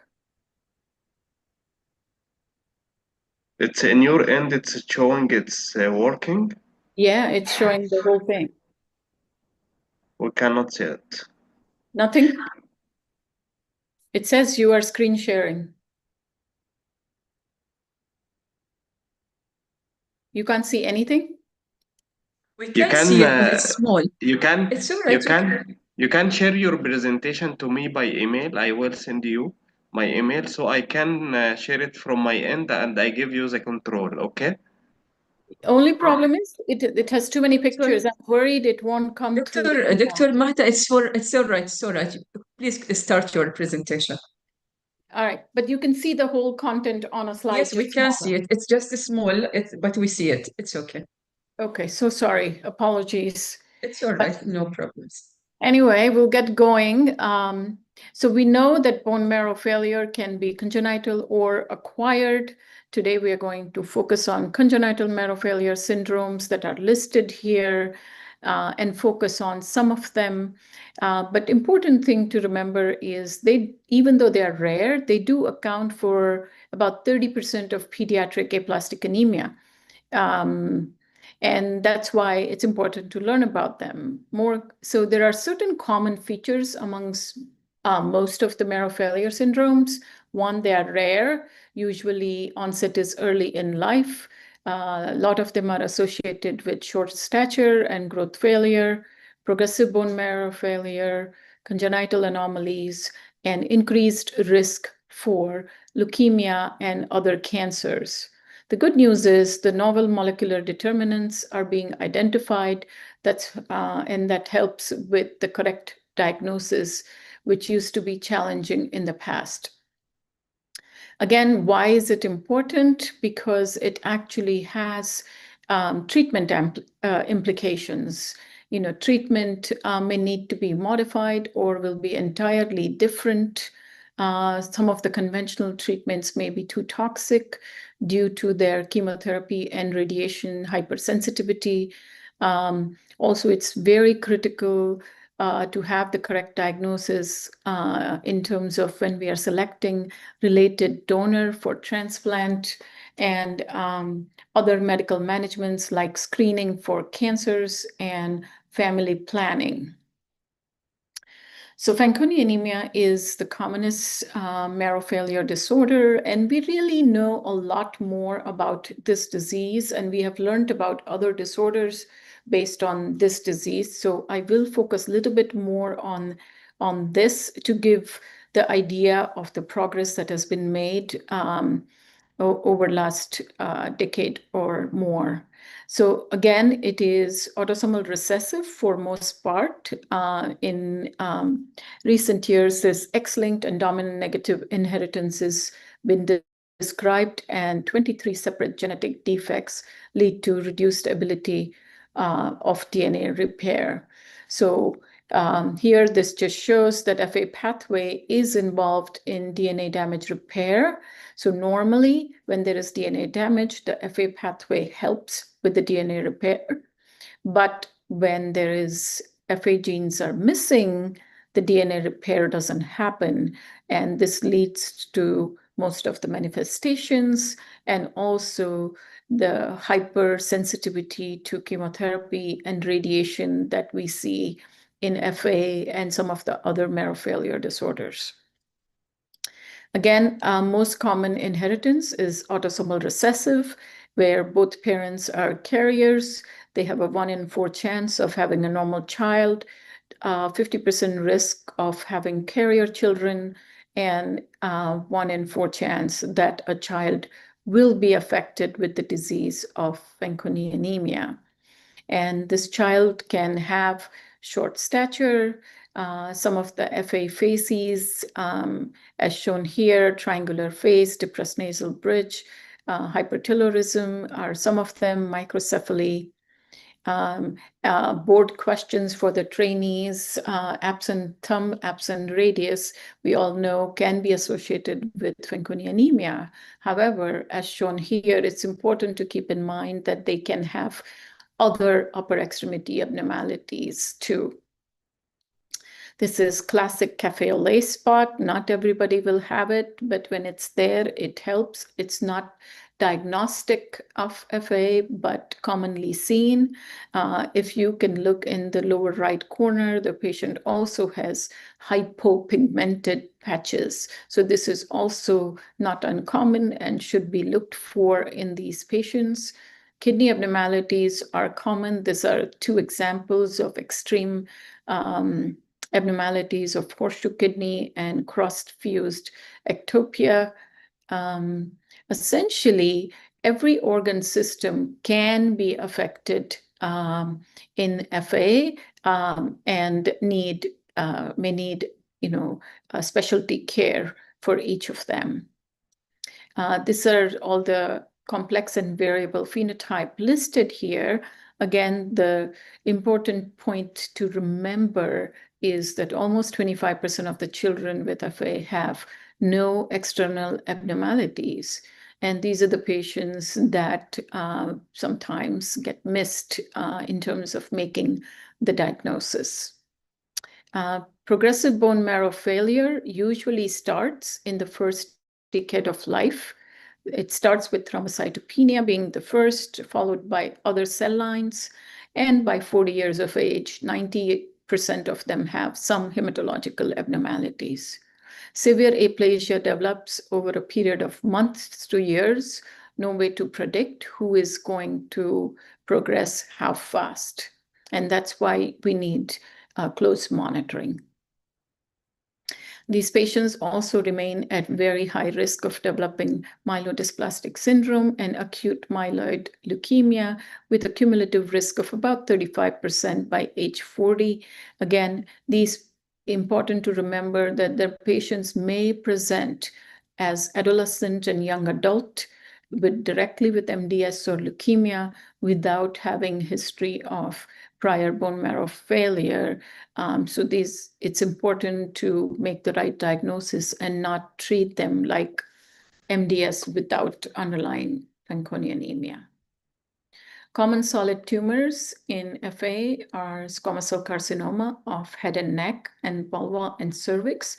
They usually present earlier than normal non-FA counterparts in their 20s and 30s. Cumulative incidence is about 30% by age 40. I do want to mention, since we're talking about solid tumors, as the FANC-D1 subtype of FA, which is the BRCA2, these patients present with malignancy early in life. They don't present with marrow failure like everybody else. Neuroblastoma, medulloblastoma, Wilms tumor are common. And last but not the least, we also have to remember that these patients can develop secondary tumors if they are exposed to radiation, which was part of conditioning for transplant in the past. Again, important to remember that these patients can present in adulthood with solid tumors as the first presentation. So they may not have marrow failure, they didn't develop MDS, they are in their 20s and 30s, and they will go to an adult ENT. So it's important to educate our ENT friends about this, and also they need to think if there is a 26-year-old or a 38-year-old with squamous cell carcinoma, they always have to rule out Fanconi anemia before giving them platinum-based chemotherapy or radiation, as that can be fatal. In terms of evaluation, along with counts and everything else, the diagnostic functional screen for FA is chromosomal breakage study with diapoxybutane or MMC. As shown here, you can see in the picture, normal control, FA control, and the current FA patient does have increased breaks and radials. It's important that if you're clinical, as a clinician, if your clinical suspicion is high that, no, I'm worried, there is something in the family history, there are some physical findings that you're worried and suspicion is high for Fanconi anemia, and if the blood test comes back negative, you have to think about mosaicism, meaning there are patients have both FA cells and normal cells in blood, and sometimes the DEB will come normal. So in that case, to prove the diagnosis, we usually do DEB testing on the skin fibroblast. Nowadays, we are fortunate that we do have specific mutation analysis that can definitely help also. In terms of malignancy risk, I just want to take a second and just show you how high the risk is in these patients. Overall, there is 50-fold increased risk AML, 600-fold increased risk. Head and neck squamous cell carcinoma, 500-fold increased risk. Vaginal squamous cell carcinoma, 3,000-fold increased risk. Also, there is increased risk of over and above these risks, 4-fold increase after transplant has been described in a couple of studies. And we talked about the BRCA2 patients having risk of malignancy. So this is huge. It's a lot of a population with a lot of problems, and to take care of them, we need a comprehensive care, and it's important to recognize these issues in the patients. For example, here we talk about the SCC, where these tumors happen in early. If you don't know, you're not going to look for it. Some of the ENT physicians do get in trouble. Once the patient has significant toxicity, then, of course, you realize that there is a problem. Also, intolerance to chemotherapy makes it quite challenging. And once they have the squamous cell carcinoma, as shown here, the outcome still remains quite poor. So in terms of clinical care, it's important that these patients are referred to hematologists. We all know this. If there is a FA comprehensive care center available, then it would be important that they are referred there. They will need specialty care for their congenital anomalies, for marrow failure and malignancy screen. They will need CBC every 3 to 4 months. Annual bone marrow aspirate and biopsy is very important after age 2 to screen for early evidence of clonal acquisition before the development of myelodysplastic syndrome or leukemia, because the transplant outcomes are better when they are transplanted early. Excuse me, Professor Mahta. Do you mind moving your slides, because we don't see your slide moving? Not at all? From our end. No, yes, it's only on bone marrow failure, congenital and acquired. I think this is the first slide. Oh my God. Oh my God. I'm so sorry. I am moving it. You don't see it? No, we see only the first slide.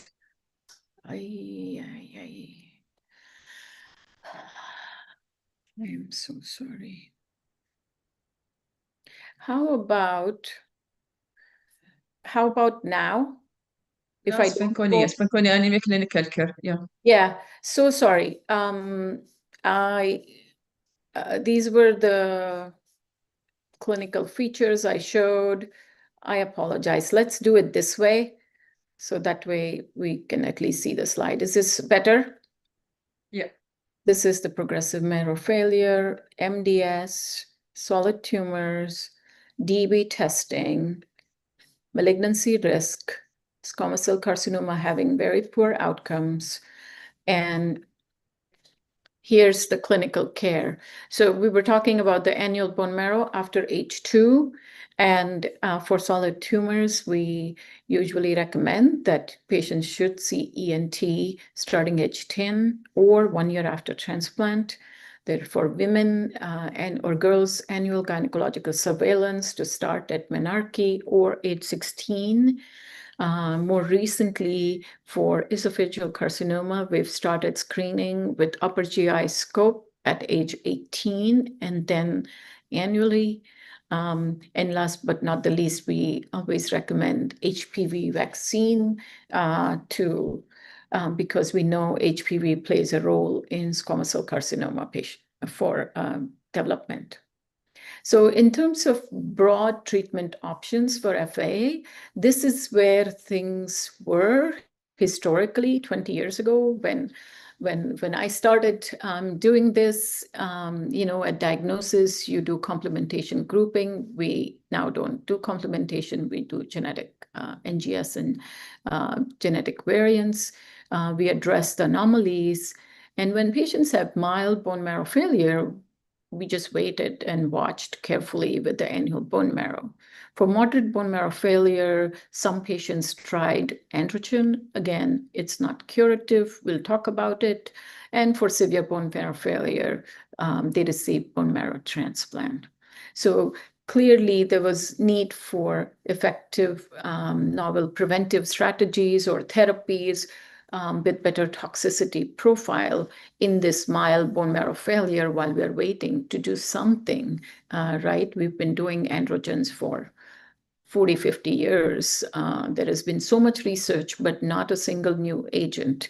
So this was addressed by multiple people, and I do want to show some of the progress and talk about just briefly gene therapy in FA. So Van Buren and Paula Rio from Madrid group have been the pioneers in moving this from concept to clinical reality.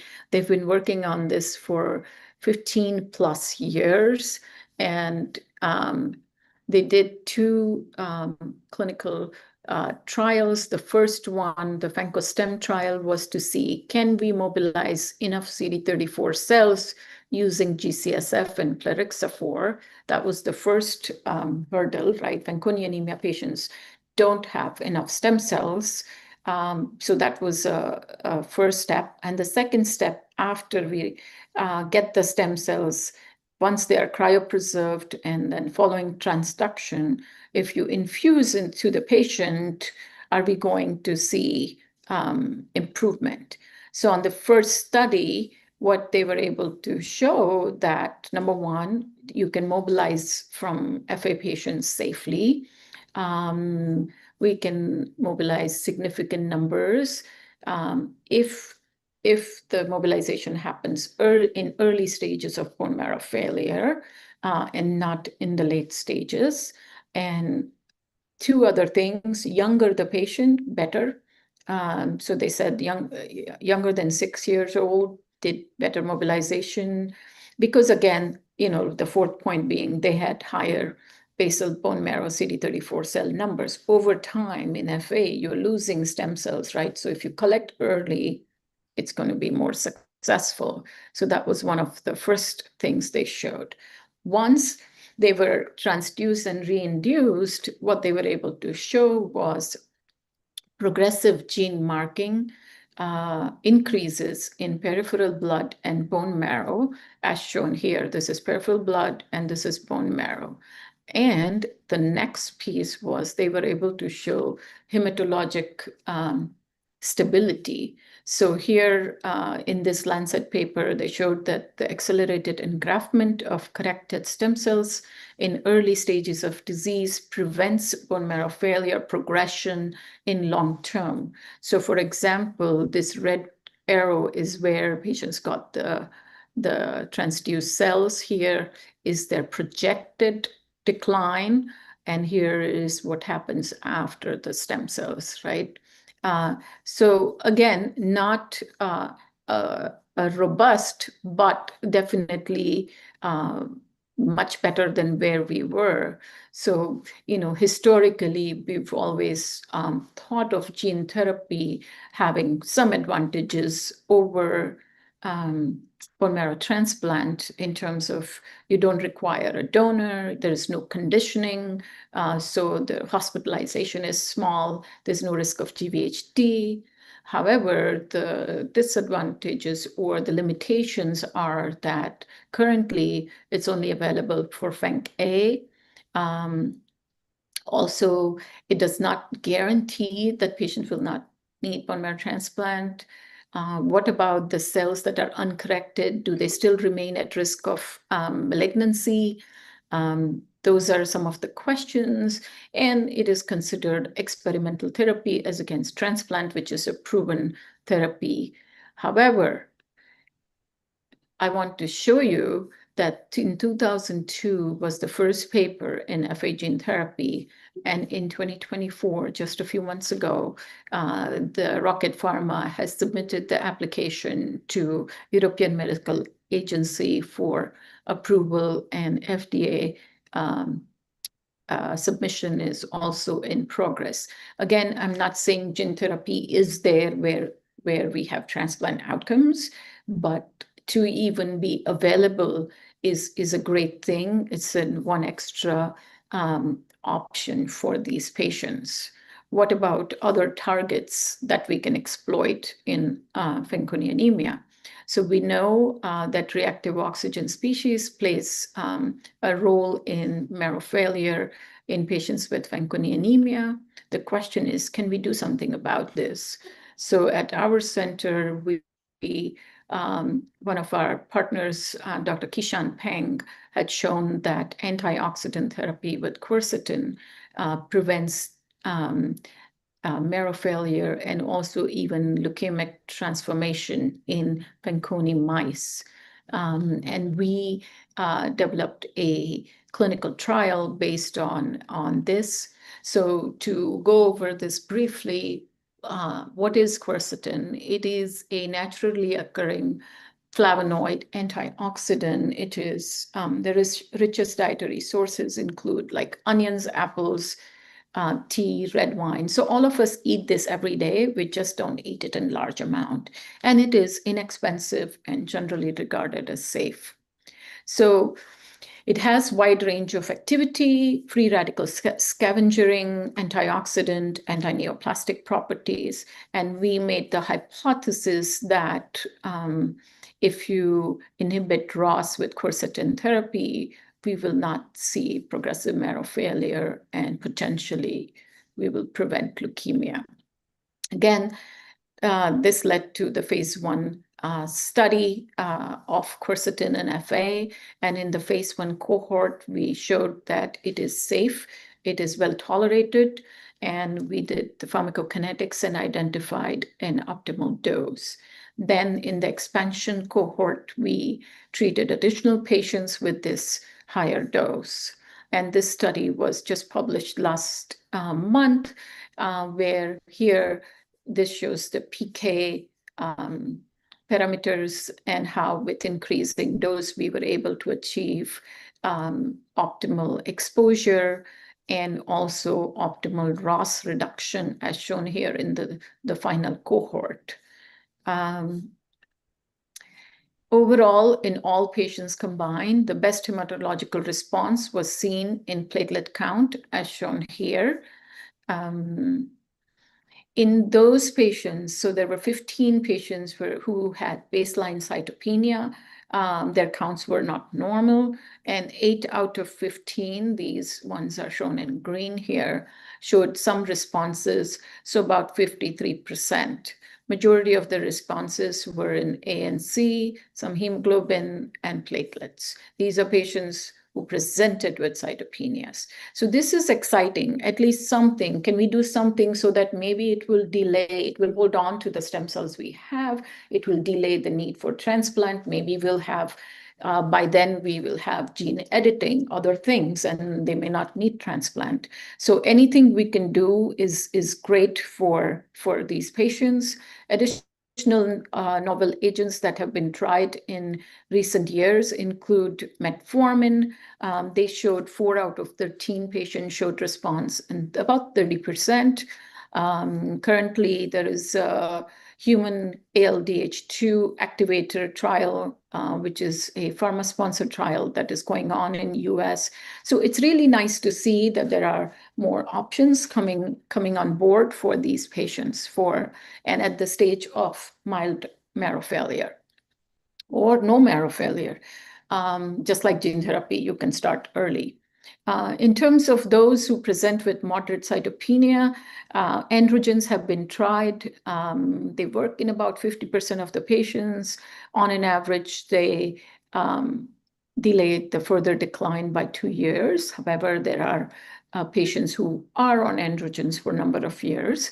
However, we know that common side effects of androgens are listed here. The most important thing that we worry about, the hepatic side effects, including the hepatic adenomas and carcinomas.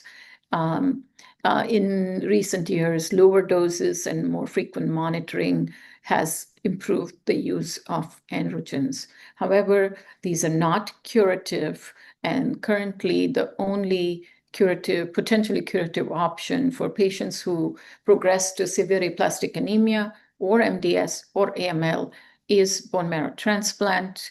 And here are the indications listed below. Once they are starting to require transfusions, or they develop high-risk clone like monosomy 7, or they have MDS or AML, frank AML, they need to move forward to transplant. When we talk about transplant, I think it's important to consider a few things, most important being that in related donor setting, it's important to rule out Fanconi anemia in the donor. All of us, including families and physicians, get excited when we have a matched donor in the family and sometimes forget to check the donor for the disease. Conditioning and graft manipulation. Epidemiological data show that occurrence of chronic graft-versus-host disease and radiation exposure during transplant increases the risk of subsequent tumors. So it's important to try to avoid those things. Again, in terms of stem cell source, we do in US, majority of the centers does T-cell depleted PBSCs or bone marrow. Out of US, where if the T-cell depletion is not available, nowadays there is post-transplant cyclophosphamide used for GVHD prophylaxis, and in that case, a bone marrow, unmodified bone marrow is utilized. And here we have listed the GVHD prophylaxis, as I just mentioned. So we know that there have been progressive refinement of conditioning regimens for Fanconi anemia. We started with reduced alkylator doses and reduced doses of radiation. But there were two major problems with transplanting patients with FA. One was graft-versus-host disease. So the addition of ATG and T-cell depletion took care of it. And the second problem was graft rejection. So addition of fludarabine about 15 years ago was a major game changer. And it actually, as shown here on the right, led to improved survival. With that addition, we were able to take radiation out of matched sibling donor transplant setting and improve the outcome of unrelated donor transplant setting to 75 to 80% survival. When we started at the top, the survival for unrelated donor transplant was about 20%. So even though this is just one slide, this is number of people working for many years to get here. Following this, we asked a next obvious question: can we remove radiation from the conditioning in an unrelated donor transplant? Why would we expose these patients to radiation? And we did a first prospective multi-institutional study of chemotherapy-only conditioning, and this paper was published in 2017. Overall survival was similar to radiation-containing regimen from the past experience. Younger patients did better, and patients transplanted for marrow failure did much better compared to those transplanted for MDS. So outcome for MDS patients was 58%. And when we say younger patients did better compared to adults, really the outcome for adults was quite poor at 20%. So we further refined our conditioning based on age and based on whether you have marrow failure or MDS. Those with MDS got standard dose of busulfan with pharmacokinetics and with the CSS of less than 350. Those adults patients were having worse outcome due to significant toxicity during transplant. So they were by design given lower dose, and the idea being getting them alive through transplant and then consider post-transplant AZA or other things for maintenance to prevent their MDS or leukemia from coming back. And this, we've enrolled more 54 patients so far, and overall we are seeing great survival, 92.9%. In the previous paper that I just showed you, overall survival was 80%. That was 2017, and we've already are seeing better overall survival. All MDS patients compared to 58% before, now 100% surviving. 20% adults in the previous study, now 60% adults surviving and doing well. So these are really very exciting results. There are newer technology being still applied to see if we can improve things further. This is just, I'm listing a paper, won't go into detail, about TCR alpha beta CD19 Italian experience. What about places there that don't have T-cell depleted grafts available in the haploidentical setting? This is Brazilian experience with post-transplant cyclophosphamide. So very exciting results for FA patients in general, transplant and non-transplant setting. I will switch gears and talk briefly about dyskeratosis congenita. We know that telomeres are regions of repetitive nucleotide sequences at the end of chromosomes that protect from deterioration or fusion with neighboring chromosomes. And DC is characterized by accelerated telomere shortening, resulting in cell loss or dysfunction. Here I've listed number of mutations that have been identified so far, but it's important to remember that almost half of these patients will lack mutation in a known gene.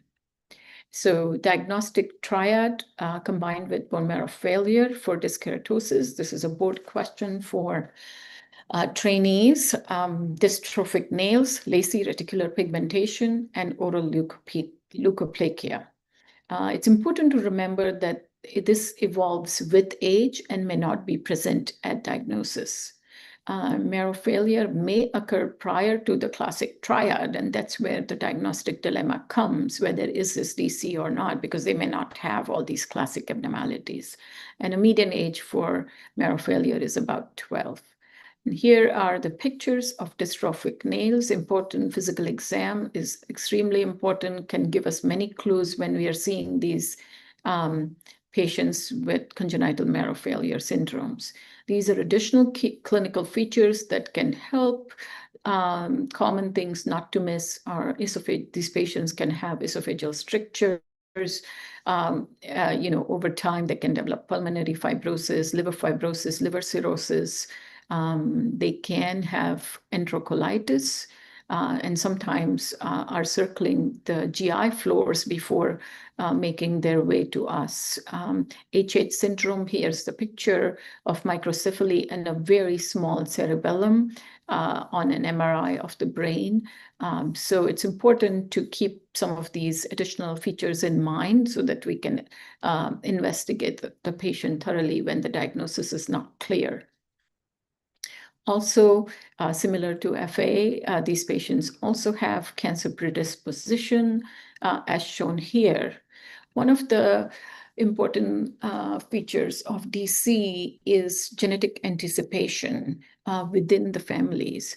So inheritance of progressively shorter telomeres in each subsequent generation leads to successive generation having earlier presentation, increased, like more severe aplastic anemia or marrow failure, and increased lung and liver fibrosis. So you will see that if mom or a parent was affected, they were doing fine, they did not have marrow failure, they may have some cytopenia, but they're doing fine as adult, and the child actually has marrow failure. That does not rule out the diagnosis because this is an expected finding. Again, diagnostic screen is the telomere length. When the telomere length is less than first percentile for age in the blood leukocyte subsets, as shown here in the red arrows, we used to diagnose them with dyskeratosis. Now we confirm with genetic testing. In terms of management, similar to Fanconi anemia, close following of blood counts, and annual bone marrow is important after age 2. Surveillance for solid tumors, again, remains the same. Additionally, in these patients, pulmonary and liver screening are important as they grow older.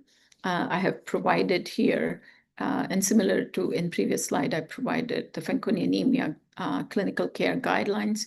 Both of these disorders, the support groups have come up with guidelines which are freely available to everybody. So if you want to access and look something up, this is a good resource. In terms of management, when the counts drop, GCSF support can be utilized as needed, as long as the bone marrow doesn't have any abnormalities other than marrow failure. Androgens, we all saw the NEJM paper that with the adult trial showing hematological responses and increase in telomere lengths as compared to baseline. Again, I will just mention gene therapy study. This is actually not technically a gene therapy where there is transduction, but autologous CD34 cells are contacted ex vivo with Alexergin, which is a Sendai virus vector encoding for human ZSCAN4, and that transient exposure, after transient exposure, the cells are given back to the patient, and that eventually leads to improvement in count and improvement in telomere lengths. Again, this is very early stage. A few patients have been infused and actually just reported in NEJM from our center. In terms of definitive, potentially curative therapy is transplant. We had published in 2016 a 71% overall survival using Campath, fludarabine, and half-dose melphalan for these patients. There's a Boston group further expanded on that experience and only use Campath, fludarabine. I'll show you that in the next slide. And the important thing to remember that just like FA, this cures the bone marrow pathology, but doesn't fix the other tissues. So the risk of cancer, the risk of late pulmonary and liver toxicities still remain. And some patients, in fact, need liver transplant for their liver issues. This was the study done by Boston with multi-center prospective study. And they have shown about 80% survival. The paper is not out, so I could not put it out for you. But if the patient has only marrow failure with an empty marrow, this is tolerated very well. So after that, I will just briefly talk about DBA. We know that RPS19 is the commonest mutation with additional mutations identified, but important to remember that 50% will lack genetic mutations, and there is incomplete penetrance and variable phenotype. These are the diagnostic criteria, which are published and well known. These patients present early, and 90% of them get diagnosed by 12 months of age. Nowadays, genetic testing helps as a major supporting criteria along with family history. Again, these patients can have congenital anomalies, and 20% have more than one anomaly. Traditional treatment is steroids. Majority respond to steroids. It's important to try that for at least 2 months, 2 to 3 months before calling it a failure. 80% are responsive, and the idea is slowly taper the steroids off to minimal effective dose. if refractory, then they need chronic transfusion. Also, transfusions are given in the first year to avoid side effects of steroids. However, we all know that they can lead to iron overload, so treatment for iron chelation should be a part of a transfusional treatment plan. It's important to remember that remission does occur in 25% of patients by age 25, and transplant should be considered for those who are transfusion dependent, iron overload despite chelation, or those who progress to severe aplastic anemia. In terms of historically, the transplant outcomes were quite poor for unrelated donors compared to match-related donor. However, Miano et al. Recently published their findings for DBA transplant outcomes from EBMT and showed excellent overall survival of 84%. Of course, younger patients did better, but what they were able to show that outcomes were similar between sibling donor compared to unrelated donor transplant. So which is, again, a significant progress. We do see GVHD and higher GVHD seen in those who have iron overload. Again, in general, myeloablative regimens are utilized for DBA transplants. There are case reports of reduced intensity conditioning showing good outcomes. So they may be explored in future.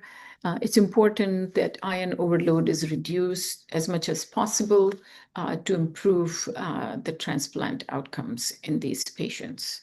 And last but not the least, these patients do have increased cancer risk, so screening them is also important. And I don't know if I have time, Dr. Najat, to talk about SDS. How long will it? Maybe 5 minutes? Yes. Okay, yeah. All right. And last, I'll just briefly say Shwachman-Diamond syndrome.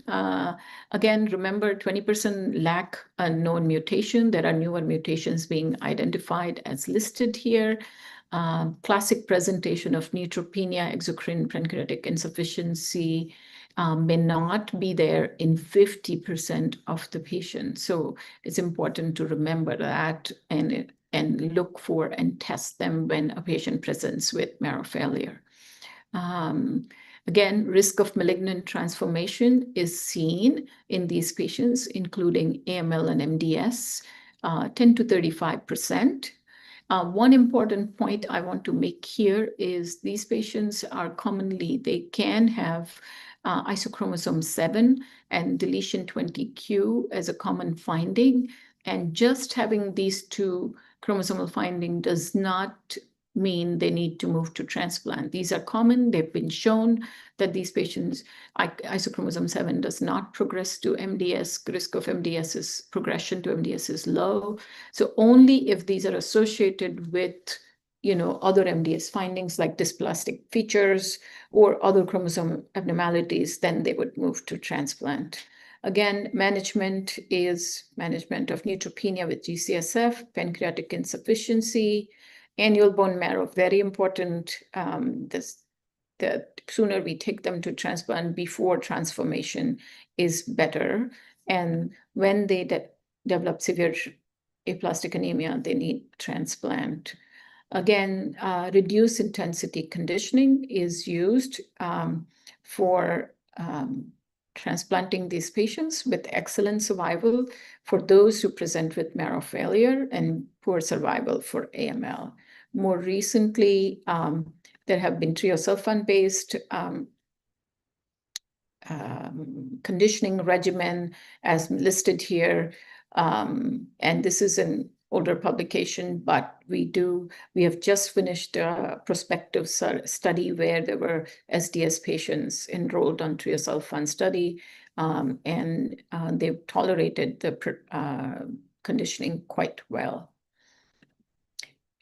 Here, I won't talk about the other marrow failure, but we'll just give a final thought that children with cytopenia or pancytopenia should always be screened for inherited causes before any definitive therapy, meaning transplant. 30% of pediatric patients have inherited marrow failure. It affects their initial treatment. Malignancy risk screening, as we talked about, important for family members who may have the same problem, and also important for long-term screening for long-term complications in these patients. So thank you for your patience, and I can take any questions. And my apologies for the slide issue. No, thank you so much, Professor Mehta. It was for this excellent presentation and review of the congenital bone marrow failure. I don't see any questions here. So thank you so much for joining us today. All right. Thank you, everyone. Thank you so much, Professor Mehta. We come to the end of day one. I would like to thank our distinguished speakers and also the audience. Tomorrow we'll start at 9 a.m. sharp, as we have a busy day with many distinguished speakers to cover very interesting topics. So bye for now and good night. See you tomorrow.